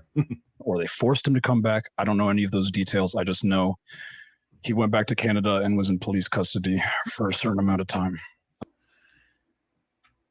So you lied. So that was what I was told through Instagram posts when I was in contact with his friends. You didn't remember that until I showed you the clip? You didn't remember that, like, this is your biggest crown achievement, that you got a pedophile arrested? I didn't remember the details, no. I just remember he fled to Mexico. All the police custody shit, that was only shit I was told. I couldn't verify any of that. So you just got on Yeah. stream and told everybody it was me. I did it. Mama Max, #1. Yeah, that's not cool. You can let people know I think that. I mean, we literally had him in a voice call. Like it's like the Mega Drive. Like it's literally us saying we're 14 years old. He's saying, "Yeah, I want you to ride me," and shit like that. To what he thinks is a 14-year-old, and we verified that by telling him, like, I don't know, I'm young. I don't know, I'm only 14. I think that should be sufficient to put him in prison. But the law says otherwise, I suppose, because as far as I know, he hasn't been imprisoned, and people have been I received an email that someone was going to talk to the deputy about why he hasn't been arrested. And I'm also actually going to start interviewing police local to me as to don't get arrested, because I know they all want to arrest them. It's just the law binds them. Imagine that. The law binds them. They have to go off of a legitimate investigation. They have to have evidence. The evidence has to have a chain of custody. Your clout chasing YouTube videos are not evidence. And it's, Taragi, you asked, is there a way to truly confirm the video was the reason he was arrested? We don't even know that anyone was arrested. We don't know that anyone was arrested. In fact, Mama Max is admitting probably no one was. That's problematic for him because it exposes him as maybe being a fraud and dishonest. And so if this Camden dude is the leader of a sex cult targeting children, too bad, so sad. The evidence is contaminated. So you've never For some reason. actually gotten a pedophile arrested? Not to my knowledge. He doesn't even know if he had any arrest under his belt. So for a person to blatantly lie about this kind of shit, this very serious stuff is obviously things that are going to bring every single aspect of his character into serious question. Now, he fails to tell the survivor story in a proper manner. What really also burns me is Max's incompetence to using actual proper research. He literally brings ChatGPT and believes that it can provide legal advice. All right, let's see, what is this? Oh, no. okay, so I'll read this for you. Mama Max asks ChatGPT, and I alluded to this earlier, but we're following the time flow of Mudahar's video. But Mama Max asks ChatGPT, can testimonies, if there are enough from multiple people, count as evidence in court? And ChatGPT says, yes, testimonies from multiple people can count as evidence in court. In legal proceedings, testimonies are considered a vital form of evidence. When multiple witnesses provide consistent testimonies, it can strengthen the case, as it demonstrates corroboration among different sources. However, the weight given to these testimonies can vary based on factors like the credibility of the witnesses, the consistency of their accounts, and the relevance of their testimony to the case. Judges or juries evaluate the reliability and significance of these testimonies in the context of the overall evidence presented. So, without playing Mudahar, Mudahar takes objection to this. He disagrees. You can't just go off of testimony. You've got to have corroborating evidence. And like I said earlier, well, technically, you can convict on testimony alone. But as ChatGPT said, and ChatGPT, don't get your legal advice from ChatGPT. As the lawyers in New York or Connecticut can confirm, you put your law license at risk relying on ChatGPT. ChatGPT gives made-up cases. It makes shit up. It's not Google. It's not Westlaw. It's not LexisNexis. It's ChatGPT. But here, ChatGPT is the best kind of right, or it's the best kind of correct. It's technically correct. Mudahar, technically incorrect. But Mudahar is practically correct. Because as ChatGPT says, however, the weight given to the testimony can vary based on factors like credibility of the witness, the consistency of their accounts, and the relevancy to the case. Here, like I said, the eyewitness testimony is garbage because as we've been discussing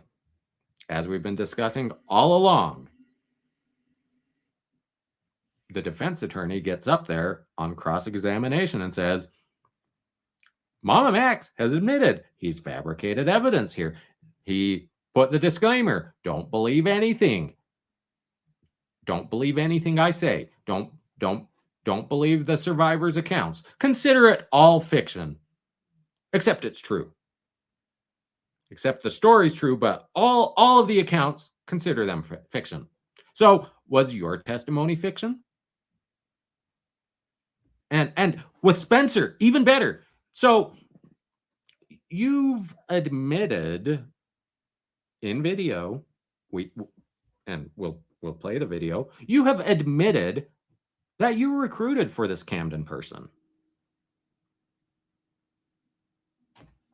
So are you a criminal yourself?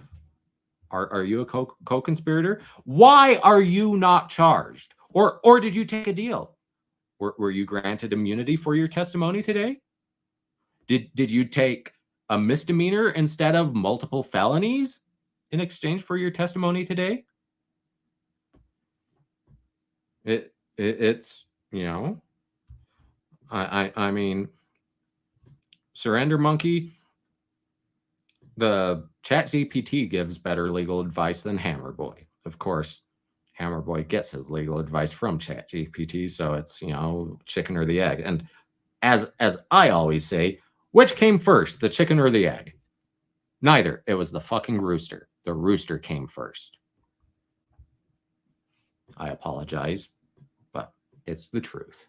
But yeah, so we don't need to listen to Mudahar, but I think this is the portion of the call coming up where maybe I need.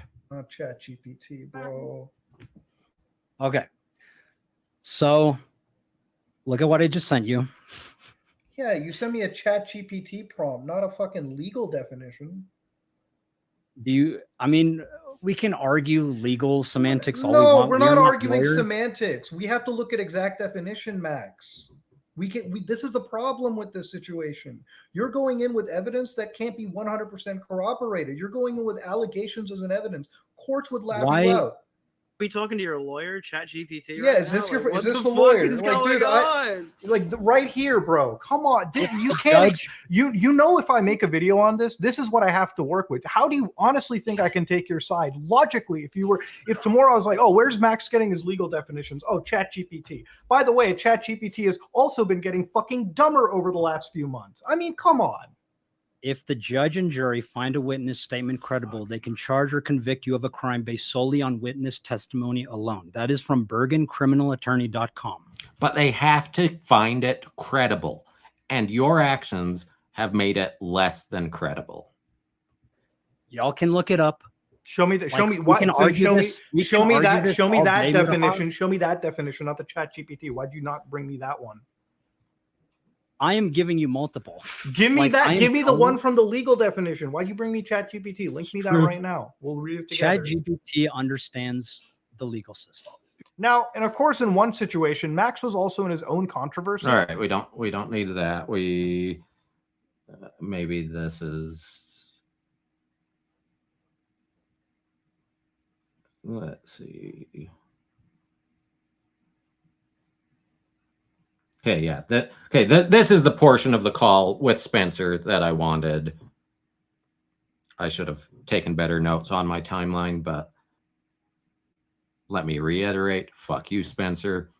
I don't like your attitude here. Long enough. So I want to kind of touch upon one more clip that I'm still actually trying to process. Well, I'm asking why you did not directly contact me, but contact us only in public stream. Let's see. I contacted you November 27th. Max, I've seen your latest video. I've caught up with this whole situation. I have texted you.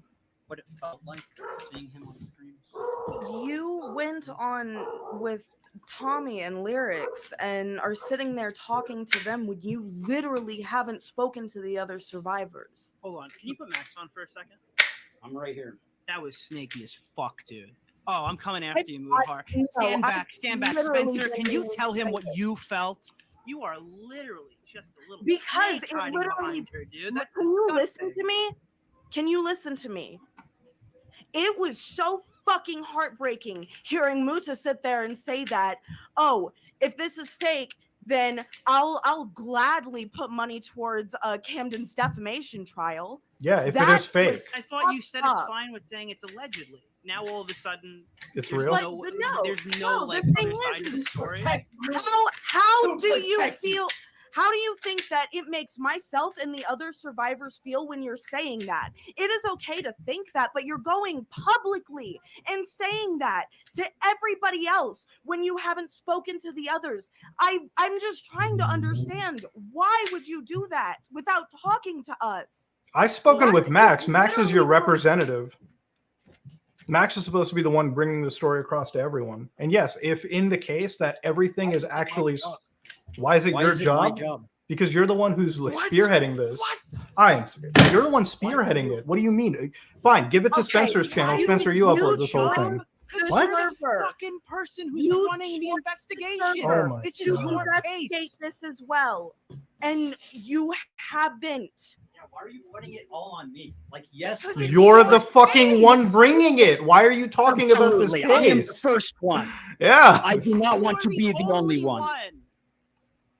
You I'm haven't the only one. convinced Well, anyone then to you come are on the only one. board You haven't yet. convinced. Exactly. You haven't made Because anything you compelling. haven't been listening to them. I've That's been because trying you haven't been to giving set up anybody a anything to call work like with. this for months. Yeah, and I've had a Why 2-hour long Murta, call, why- and I'm not Murta. moving anywhere close to the situation. In fact, I have more questions. Why can't you take initiative to talk to other survivors? Well, I'm Not talking his to you right job. now more than anybody else. I want to address one comment I made. So that interaction pissed me off. There's a lot to unpack, and I'll try to keep it brief. But Max and Spencer are trying to guilt trip Mudahar for, well, why is it my job to tell my story that I want to get out? You should have just done it for me already. You should have told the story I want told. Why didn't you? That makes you a bad person, Mudahar. That makes you a bad person. Why haven't you gone out and gathered the information that, why don't you dedicate your channel to what I want you to cover? Why don't you do it? And when Mudahar says, yeah, you haven't sold me on it yet. And if Camden sues you for defamation and if I find him more credible than you, yeah, I'll put money towards his defense.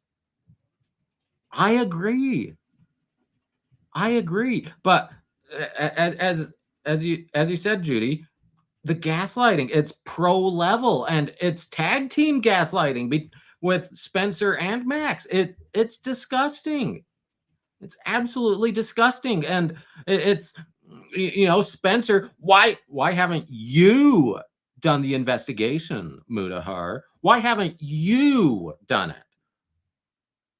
Why aren't you doing exactly what I tell you to do? Dance, monkey, dance for me.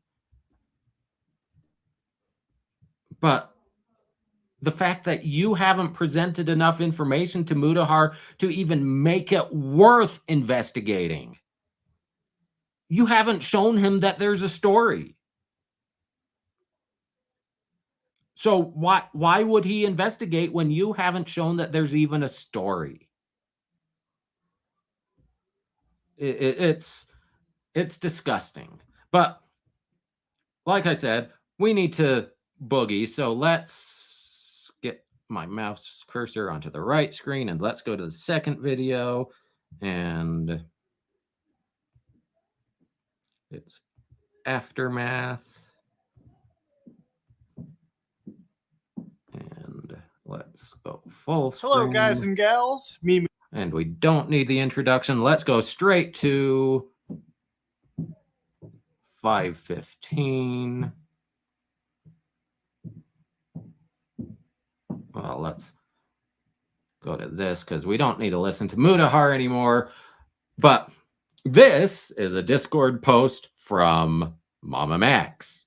And it reads, Spencer and I are considering a class action lawsuit against Mudahar for breaching our non-disclosure agreement, inciting harassment on live streams, defamation, and causing emotional distress. He's extremely rich, so the lawsuit seeks $1 million in damages to be distributed between all of you. All you would have to do is testify against him, particularly regarding his actions, not speaking to any of you about the evidence and the impact his behavior has had on all of you. Spencer has agreed to be the lead plaintiff, and I, Mama Max, will do all the hard work. Please let us know if you are interested. This could have a huge impact on the case against Camden. And yes, Muda is in Canada, and I fully realized, as I said, Dance Monkey, that you were in the chat, Surrender Monkey, so I almost made a joke about it, but it's, well, and there's going to be a lot of problems with the tag team, with the class action here. We will discuss that. Let's finish everything we need on this video, and then we'll jump into the legal wrap up, especially the discussion of class actions. But a big part of this is, all you'd have to do is testify against him, particularly regarding his actions. And you'll note the regarding his actions doesn't include breaching the NDA. But the problem is the NDA at best is between Mudahar and Mama Max. It's, in contract law, and as we discussed, an NDA is a contract. In contract law, there is a thing called privity. You have to be involved in the contract. If I am paying a builder to build my house, I have a contract with the builder, and the builder hires a subcontractor. I don't necessarily, and then the subcontractor does a bad job. I don't necessarily have privity to the contract with the subcontractor. Not necessarily. And so I have to sue the contractor, who then sues the subcontractor, because there's privity between the contractor and subcontractor, and there's privity between me and the contractor. There's not privity between me and the subcontractor. And so here, there's no privity between Mudahar signing the NDA, which, like I said, don't sign NDAs if you don't intend to do them, even if you know they're not enforceable. But there is no privity between Mudahar and any other alleged victims, only between him and Mama Max. So there can't be a class action because he hasn't breached the contract against them, the NDA. But, you've got to, all you have to do is testify against him, particularly regarding his actions, which include not speaking to any of you about the evidence and the impact his behavior has had on you.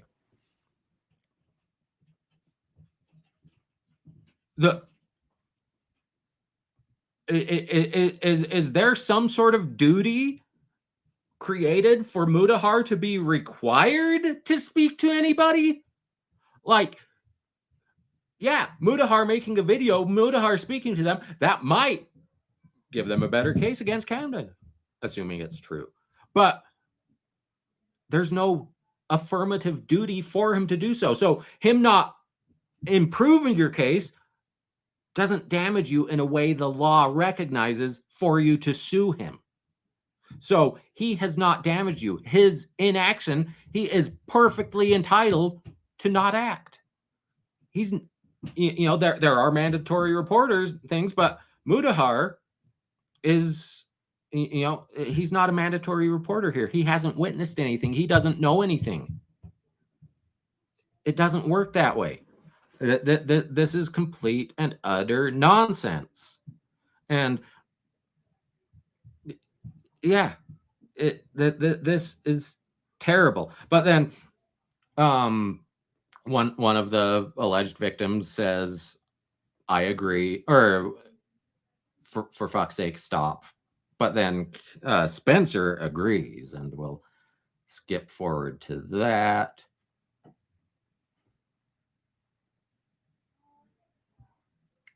That's still the same thing. Yeah, we've got Menchie upstairs, the corgi. Come on. Okay, So this is Spencer commenting after one of the other alleged victims said, no, just stop. Spencer, I think this is important personally. Muda has breached the terms of the NDA, and his actions have caused cyber stalking and harassment, and this is dangerous. If he doesn't learn, what stops him from doing similar in the future in relation to other cases? I agree on waiting for blank, though, just in case. But if it's plausible, Muda should be held accountable. His behavior is disgusting. And once again, that's just for doing a story on a subject Mama Max wanted him to do. He just didn't frame it the way Mama Max wanted him to. This is all based on the video we just watched, or at least we skimmed through, because like I said, this is the second video. I recommend you watch both of them. After pizza, I'll make sure that they're linked in the description. I realized I forgot to do that last night when I set up the live stream, but after pizza, I'll add the links. But, you know, just go to Some Ordinary Gamers. They're, you know, Mama Max is a complete fraud, and the aftermath of the Mama Max video, or the aftermath of the Mama Max situation. But next, we're going to get the final bit of the Cancel Charlie. 11:15.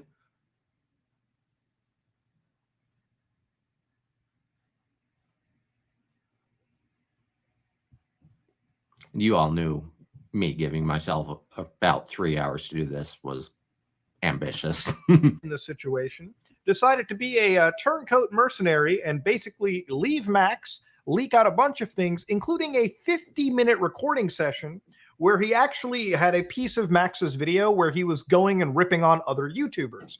Now, of course, and like I mentioned, this is Mama Max's former editor. And so, assuming Mama Max had an NDA with him,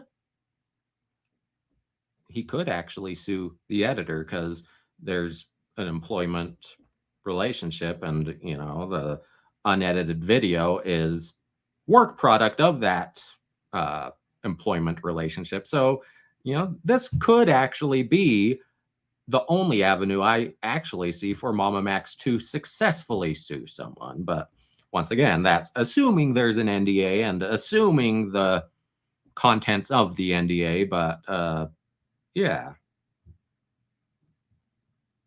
Ladies and gentlemen, this is one that I don't really believe the full severity of. I think that Max is playing a character, but what's interesting to me is this clip that you're about to hear. But I am being the nicest I could be. I could literally cancel you, Charlie. I could literally cancel you. And I choose not to. It's true, though. It's the truth. Like, I'm the friggin' pedo hunter. Like,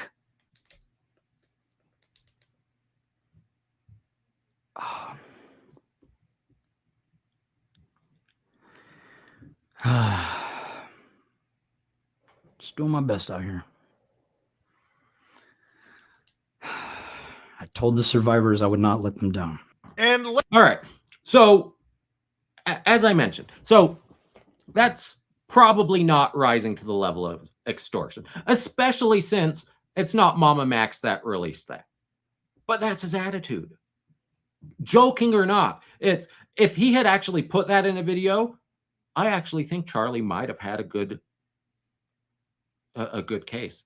Because, you know, I could cancel you, Charlie, but I choose not to. But I'm the creep hunter. I hunt them. So if I say the word, you, Charlie, are a creep. If I say you are, because that's the reputation I've built here on YouTube. So you better do what I say. You better make this video because I tell you to. You better do this. Or else I, the creep hunter, I hunt abusers. I will name you, Charlie, as an abuser. Whether it's true or not, people are going to believe me because that's what I do. That's what I do. I haven't put anyone in jail. I haven't had anyone arrested. You should take everything I say as fiction, as put on the way too fast disclaimer at the beginning of the video. But I could end you. Your YouTube career, Charlie, is over on my word. And that's disgusting. That's disgusting. That if he had released that and it wasn't leaked by his editor, that probably rose to the level of extortion if he had released it himself. Whether it was a joke or not, that was bad. That was terrible. But last thing in the video, 1955 is Mama Max might have committed crimes as well as Spencer. And let's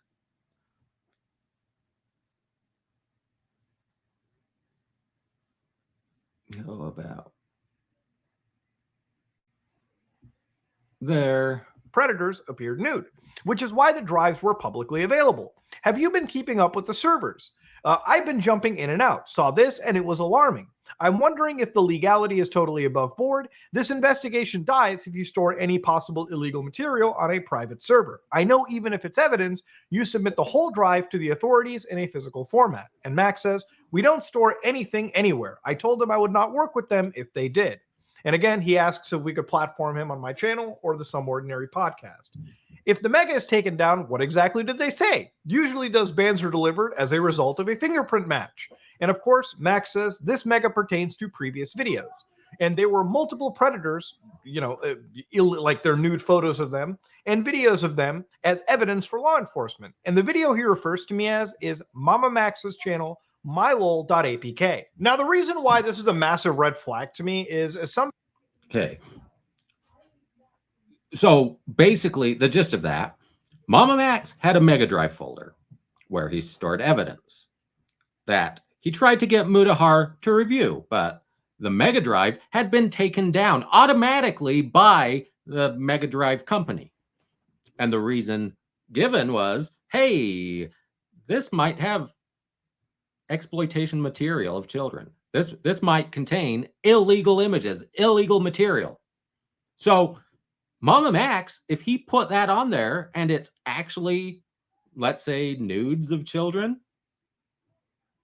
that's illegal. Even if Mama Max had the best intentions, and and we're assuming it's clout chasing is the best intention I can ascribe to him. But let's say he had the best intention and it was to imprison this Camden dude for crimes against children. If Mama Max has those images, he's still guilty of the crime. He's still guilty of possession of illegal images, assuming that's what it was.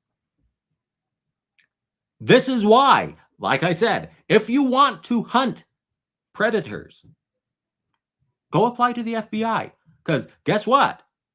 The FBI, if they find these images, they can hold on to them and it's not illegal for them. It's still, it traumatizes FBI agents. It traumatizes the SVU prosecutors. But they're not the ones that are going to go to prison for possessing them. You, as a YouTube predator hunter, you will go to jail if you're found guilty. There is no get out of jail free card because you were trying to do the right thing. And frankly, it's also disgusting that he's trying to get Mudahar to access this Mega Drive. If Mudahar accesses this Mega Drive, he has also committed the crime, assuming there's nudes on there, assuming there's illegal material. Because Mudahar didn't store the material, but he accessed the material, and that is a crime in and of itself. At least in the US, Mudahar's in Canada, but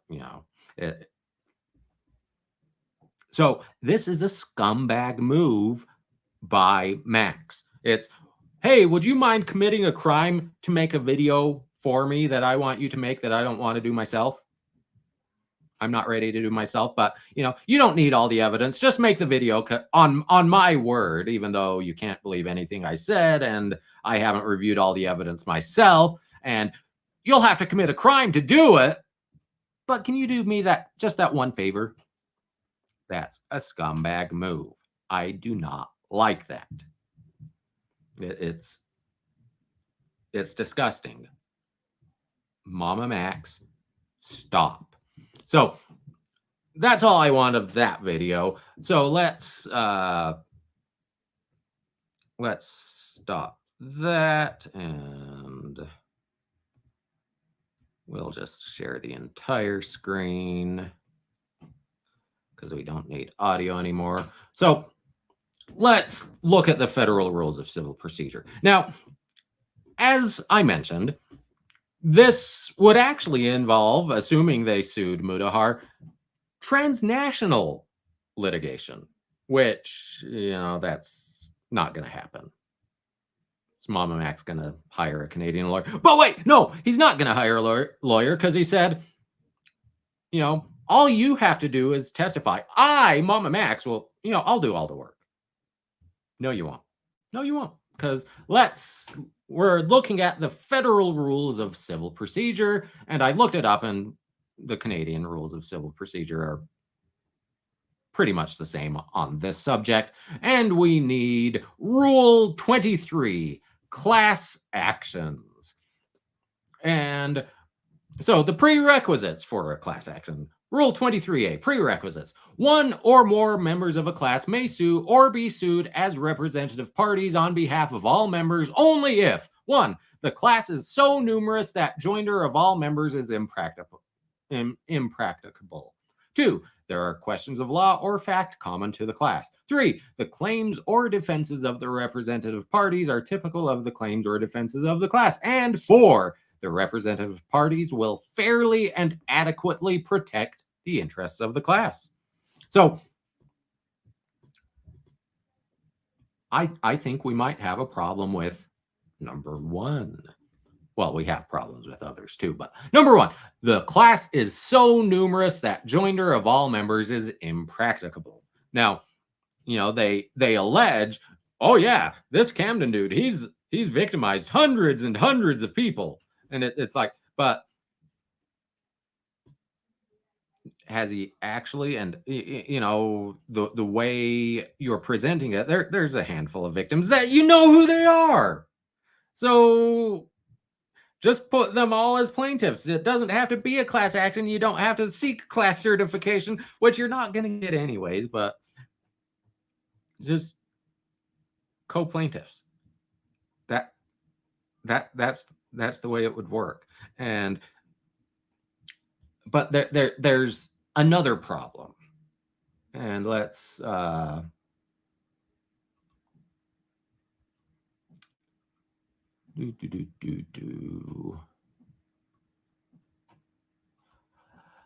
So Rule 23G, class counsel. Appointing class counsel, unless a statute provides otherwise, a court that certifies a class must appoint class counsel. So that's not may appoint class counsel, it's must appoint class counsel. In appointing class counsel, the court must consider the work counsel has done in identifying or investigating potential claims in the action. 2, counsel's experience in handling class actions, other complex litigation, and the types of claims asserted in the action. Counsel's knowledge of the applicable law and the resources that counsel will commit in representing the class. So, what does this mean? It means there are no pro se class actions because the court must appoint a class counsel. So, when Mama Max says, well, all you guys have to do is testify, I'll do all the work. He can't do that. He can't do that. Because, well, number 1, that would be practicing law without a license. That's bad. But the court won't, like, for it to be a class action, you have to have a lawyer. Now, this could happen in Texas, although, they couldn't sue Mudahar in Texas and, Camden's in Georgia, but, if they sued in Texas, maybe they can get Attorney Tom. Attorney Tom has experience in class actions in Texas, as you can see by the Crypto Zoo class action that Attorney Tom brought in Texas. Mama Max can't. Mama Max can't. Now, let's scroll back up. Let's scroll back up to the top. So 23A4, we looked at this already. They may bring it only if the representative parties will fairly and adequately protect the interests of the class. Now, I don't remember the name of the case, but I looked up pro se class actions. So there was an attorney who attempted to bring a class action with himself as the lead plaintiff, as the named plaintiff, as the representative plaintiff, and himself as the class counsel. And the court said, no, we don't believe you can fairly and adequately protect the interests of the class if you are the attorney and the class representative. If you want a class action, you have to get another attorney. And it's basically the same in Canada. So Mama Max can't do this. No class action unless they get an attorney. So Mama Max is wronged on what's required.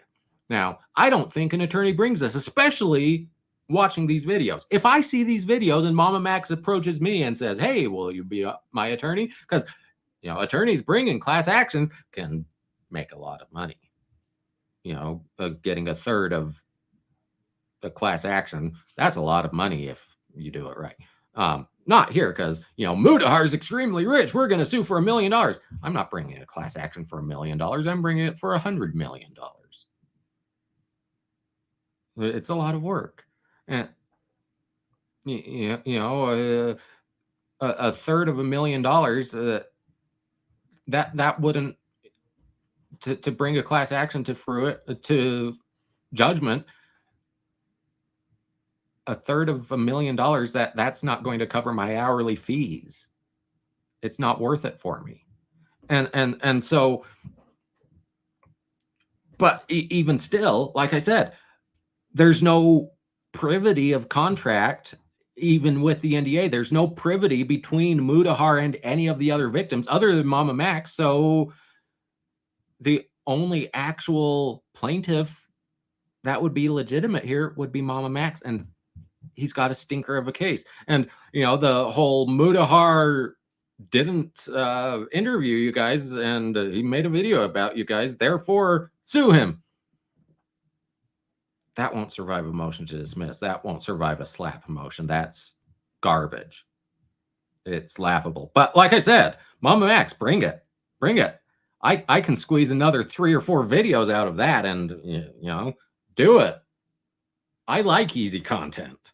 But finally, let's look at the federal rules of evidence, because as I mentioned, the Mudahar doesn't get off scot-free here because, number one, don't sign an NDA unless, you're represented and know what you're doing and intend to honor it. And even if it's not going to be valid, just don't do it.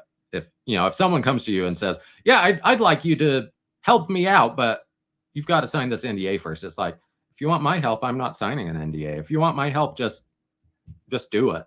Just show me the evidence. But Mudahar is wrong, like I said, about at least he's technically wrong about the testimony alone being sufficient evidence and you need more, but practically he's correct. But let's look at the federal rules of evidence, and that's not the one I wanted. I wanted 401 and the test for relevant evidence. The rule 401, evidence is relevant if A, it has any tendency to make a fact more or less probable than it would be without the evidence, and the fact is of consequence in determining the action. So remember what ChatGPT told us. This is basically what ChatGPT told Mama Max. It's, yeah, if the testimony has a tendency to make a fact more or less probable, it's relevant. And, well, it's admissible. Well, not admissible. It's relevant. And that's the first test for whether it's admissible, is evidence has to be relevant. And part of relevance is, hey, is it of consequence in determining the action?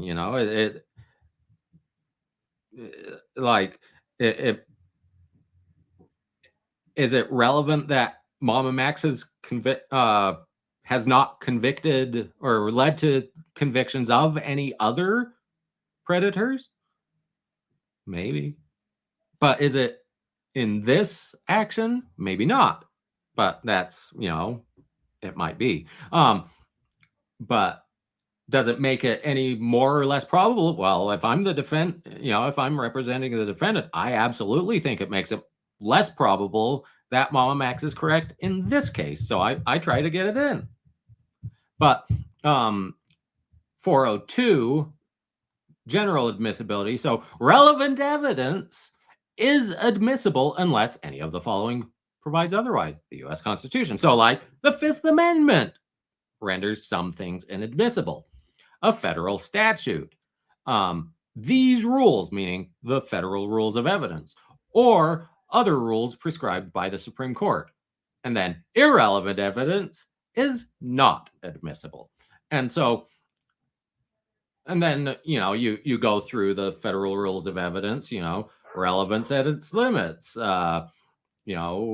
We've got habit, routine, practice, methods of proving character, liability insurance, might be relevant, might not be, or might be admissible, might not be. Attorney-client privilege, that makes things not admissible. Expert testimony, hearsay. So basically, the gist of what I'm saying here is, yes, Mudahar is correct that it might not be enough, but the eyewitness testimony is admissible, and if it's credible, it might be enough. But in this case, because of Mama Max specifically, and also Spencer, because you commit crimes as a victim, you're a little bit less believable, a little less credible. But because of Mama Max bungling this and creating reasonable doubt without corroborating evidence, it's the eyewitness testimony, the victim testimony probably won't be enough. So Mudahar is the best kind of correct. He's technically correct. But with that, I think we've gone on long enough. So where are we now? Well, if there are updates here, we'll do it. There's a new lawsuit I've been meaning to cover.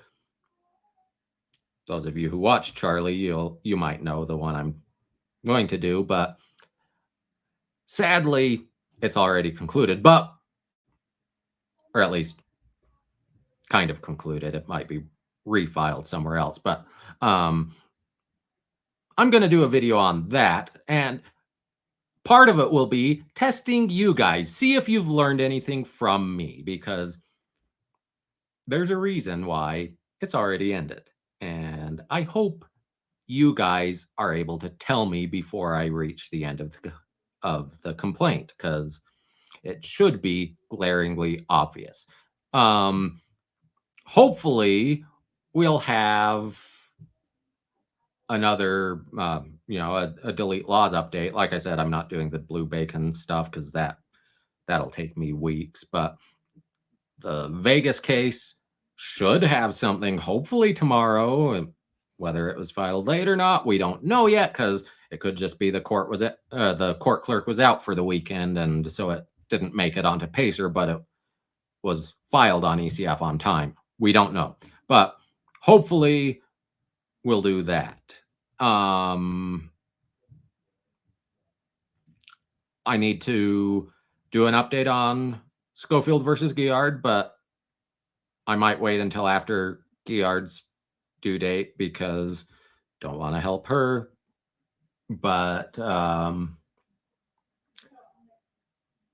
and then the response from Janet in the Janet versus the Girlies is due on the 31st as to why the court shouldn't dismiss for lack of jurisdiction because complete diversity. So hopefully we'll have stuff for all of those this week if I'm not a lazy asshole, but I'll do my best.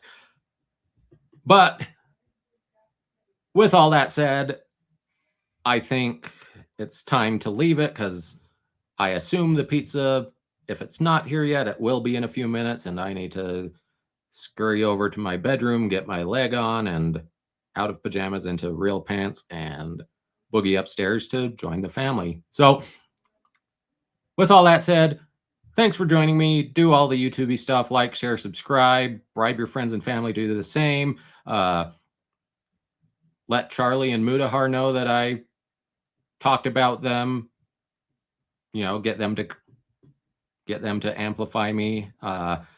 Thanks to Victor for joining as a member. Thanks to Calico Bell for the super chat. And to quote Mudahar, I'm Joe and I am out.